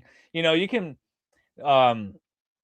it's often an issue with when there's ongoing criminal investigations and you're asking for records and they're like, we can't turn this over yet because it's still an investigation, even though your client is charged. They could have relied on that and said it should apply to civil stuff too. Come up with something, man. Don't just sit there and be like, we don't have anything, Judge. We just don't think we should be able to turn it over. Yeah. Cite the Magna Carta. Yeah, cite the Magna Carta. Go all sovereign sit on it, man. Yeah.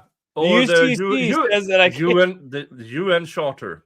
That's a winner in most states.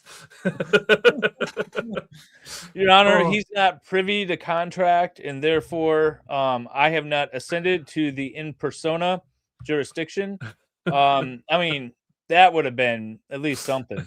I mean, this poor City of Canton attorney, he thought he had a cozy job, didn't he?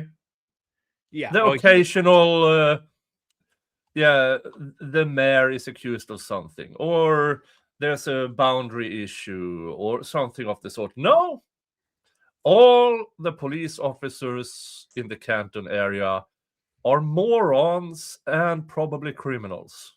Sometimes as an attorney, you know you're going to lose a motion, but your client really wants to challenge it anyway, and you're like, all right, just so you know, you're going to lose.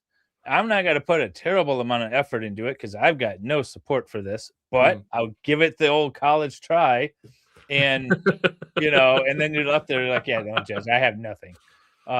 Just please don't order us to do it. And then, you've already prepped your client to be like, you're going to lose this. You know that, right?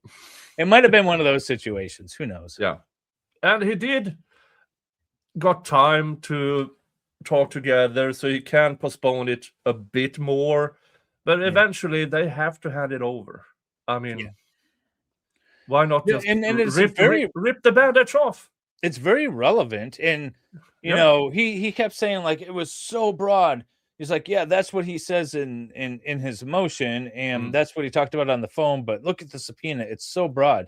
I didn't see the subpoena, but the judge wasn't challenging the subpoena. The judge wasn't saying, like, you know what, it actually is broad, or can you explain why it's phrased this way?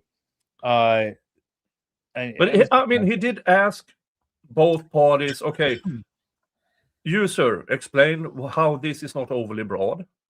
Because he wanted to hear the arguments. I got that once. Yeah. I got that because I filed a motion to dismiss. And this is one of those situations where, like, I told my client, I'm like, I could file this. It's not going to get granted, and it's probably going to result in a judgment. He's like, that's fine. Just, give it the old college try. So I filed the motion, and the judge said, like, under what authority can I dismiss in this circumstance? And I cited the whatever I could give, very weak authority, but I knew it was going to end up in a judgment anyways. But the point is I had something to say to, right? I didn't just be like, oh. Oh, dear reader, normal people. I know there are bog people is a problem in areas with bogs because they are so well preserved. And I feel like I heard about that. There was a Danish case where they dug up one of these, and it took them months to determine, no, this guy's been dead for hundreds of years because well preserved. Yeah, I mean, they use it for roots for a reason. It's very, very dense stuff, and it preserves everything underneath. It's about like wrapping your body in plastic. Yeah, and no oxygen or anything that can degrade. I mean, stuff can be down there for quite some time. Okay, should we, instead of creating a new stream, or I'm just going to, so we can talk about Laura Owens for a bit. What is this? Surely the Constitution overwrote the Magna Carta. You'd be interested, it's interesting to read that sometimes the U.S. Supreme Court in current cases cites the Magna Carta. Just not because it carries any sort of authority, but it's persuasive. It's like, when they wrote the Constitution, they were basing it off of English law. What did English law say? Well, the basis of English law is the Magna Carta. And so this is sort of the background behind how we got here today. So it's relevant, but not in this case. Yeah. All right, let's see here what they say. Plea talks ongoing. Laura Owens battery fraud case trial is next step. By David Iverson. What's the trial date? I think it's scheduled for July or August. That's too far away. She's going to end up taking a plea. It might be even further. But here, this article says they have not yet accepted a plea offer. But did they say one was made? Yeah, one has been. I mean, the deadline was April 31st. What was the plea offer? Does it say? I don't know. It doesn't say. It might not have put it on the record because there wasn't. It wasn't accepted. They might have just said, "We're in discussions. We made an offer. It was rejected." Let's see here. And just because there was a deadline placed by the state prosecutor doesn't mean that they're not going to extend a different offer or the same offer again. It happens all the time. I deal with it every single day in my appellate work. Yeah. But as the trial approaches, there will be more pre-trial. As of now, it's only been complex case conferences, which are 4 minutes long. And she is charged with something. I have to have you explain this to me, how this is a thing, but it's repeat offender first time caught. I don't know. So in Michigan, we have a thing called habitual offender, but it requires prior convictions. So I don't know what repeat offender first time caught would be, unless like we there's have 2 victims with years apart in this case. Oh, it might be like a serial sort of thing. Yeah. Like there's a serial rapist thing in Michigan where if there's multiple offenses over time, it can be an enhancement. But it doesn't apply to like all crimes, it's specific crimes. This does as a repeat offender first time caught, because they want to present this as a modus operandi and include information, because not only about the cases in Arizona, but maybe include information regarding other cases that are further back in time, which would go under the principle of,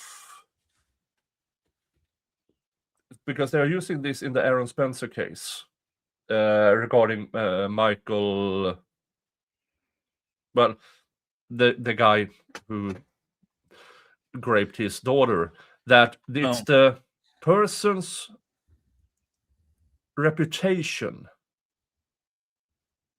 which is not only locally but can stretch further back in time, because if a person has this reputation of doing these kinds of things, it follows them to the next town or something. Yeah, so there is, see, in Michigan, Fossler. it's very... Thank you. Yeah, Fossler. Thank you. Fossler. Okay. So it's very specific in Michigan. We don't have general things, and maybe there's something specific for this type of case. But like for a DV case in Michigan, if you have prior acts of DV, even if they weren't charged, they can be used against you. Yeah. Now in this case, I mean, she has done this scam with twins against what we know 3 guys over the span of 10 years of what we know of. Almost sounds like a serial statute where it's an enhancement that's designed for people that that serially defraud people and things like that. But usually that is for major crimes. This is not regarding as a major crime, even though there are felonies. I believe Utah, the most she can, the charge with the highest, I believe, is the perjury or the identity theft, because she portrayed herself. She forged a medical note portraying herself as the doctor. several times.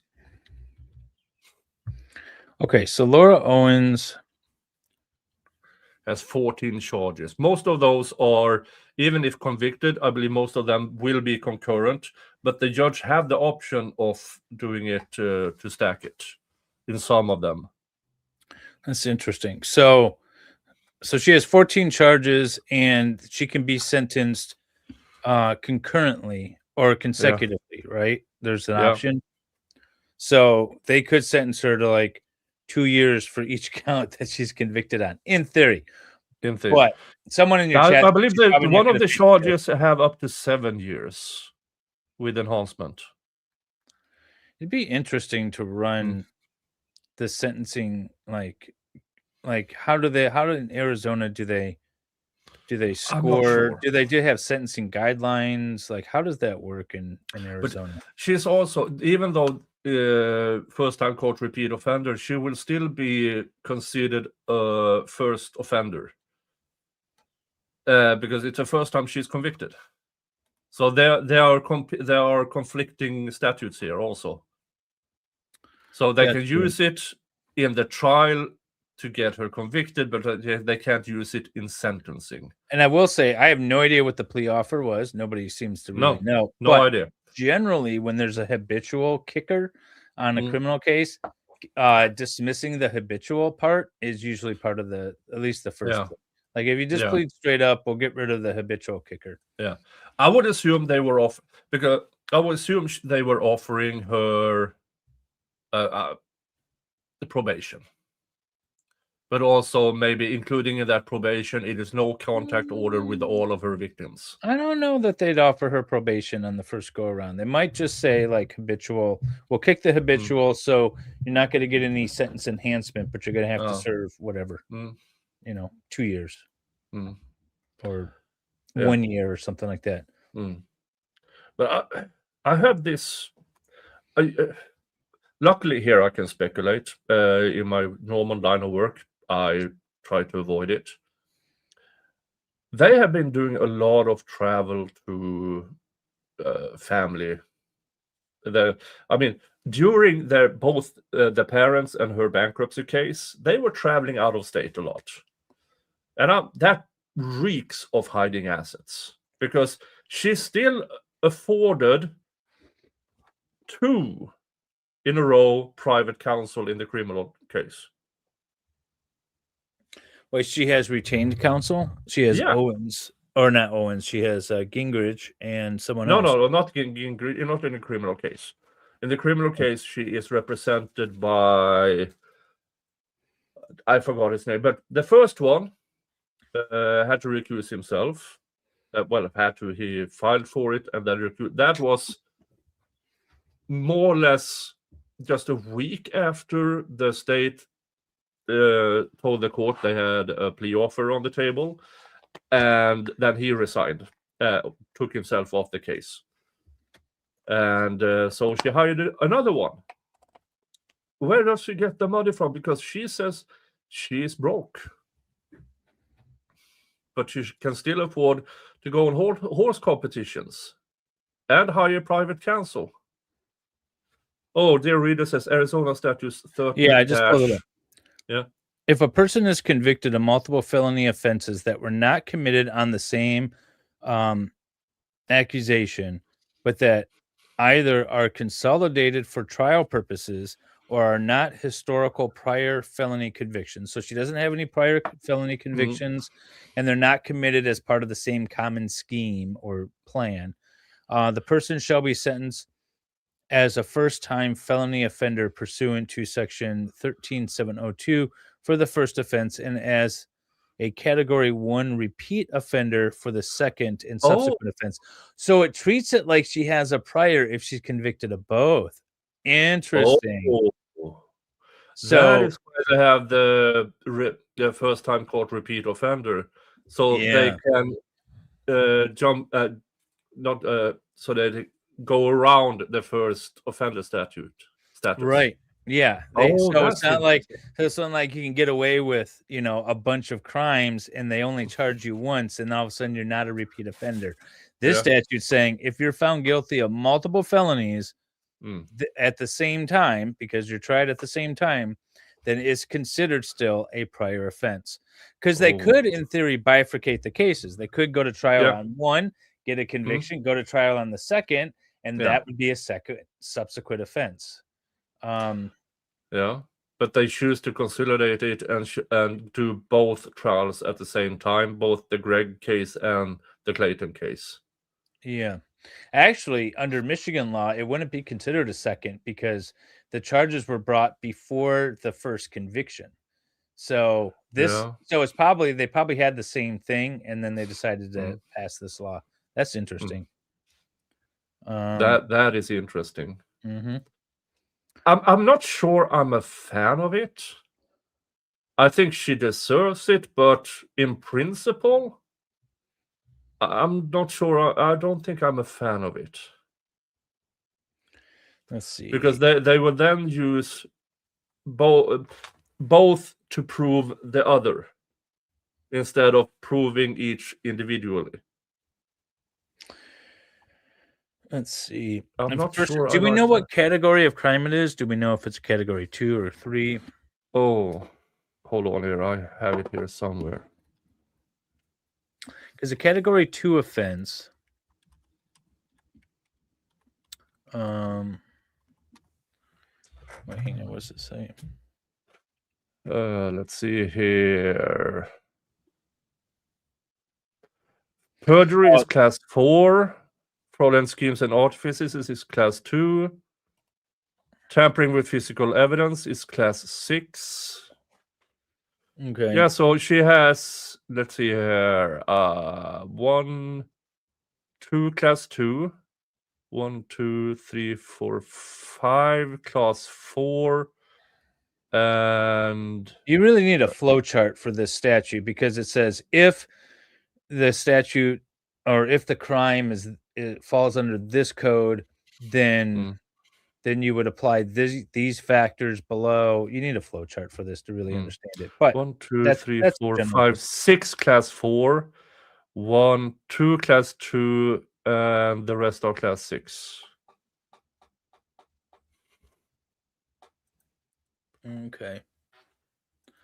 Yeah. So so essentially they can find her guilty of both in the same trial, and it would act as if she's a habitual offender, or this is her second offense for the purposes of sentencing enhancement.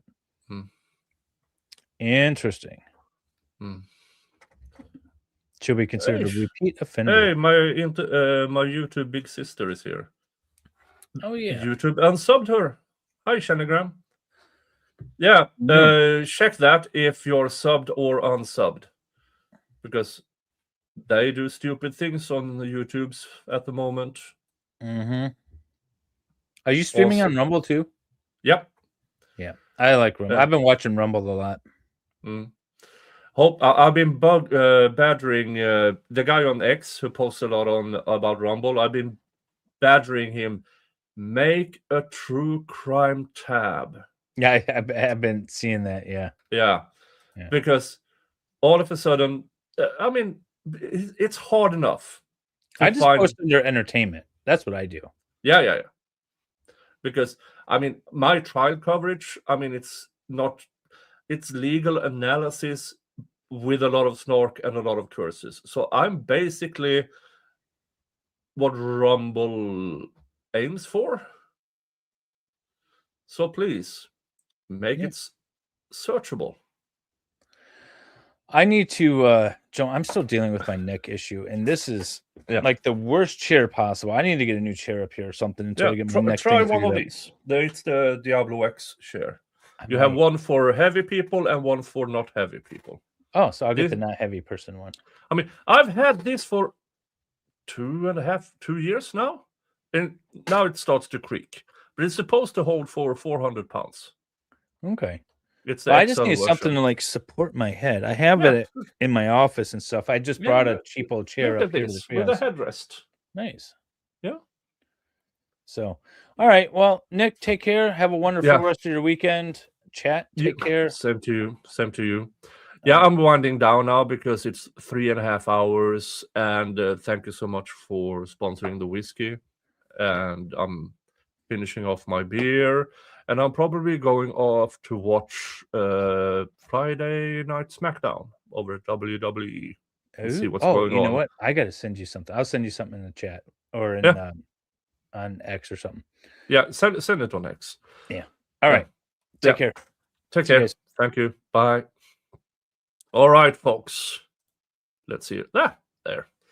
Folks, we covered Karen Reed. We covered dildos and harpooning cars and a bit of Laura Owens. I will cover more about Laura Owens as soon as I have more information and better information than the Qatar news. I will probably either a stream or a video tomorrow about it.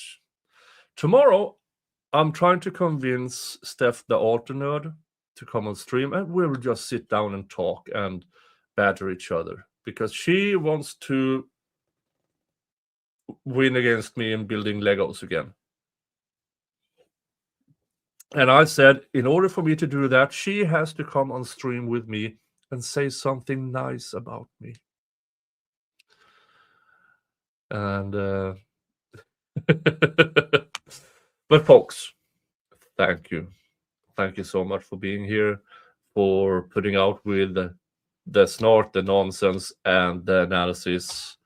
You guys are the reason I do this, and Mr. Jingles, because Mr. Jingles needs treats, and you all provided him with, so I can buy him more treats.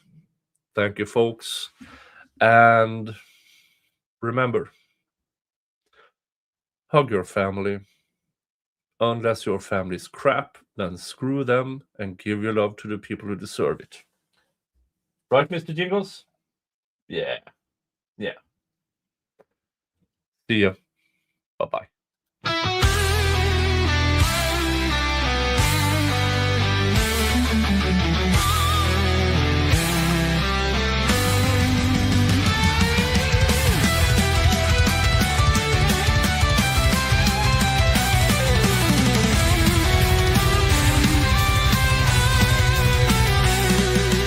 Sail the raven waves, brothers. Axis high, she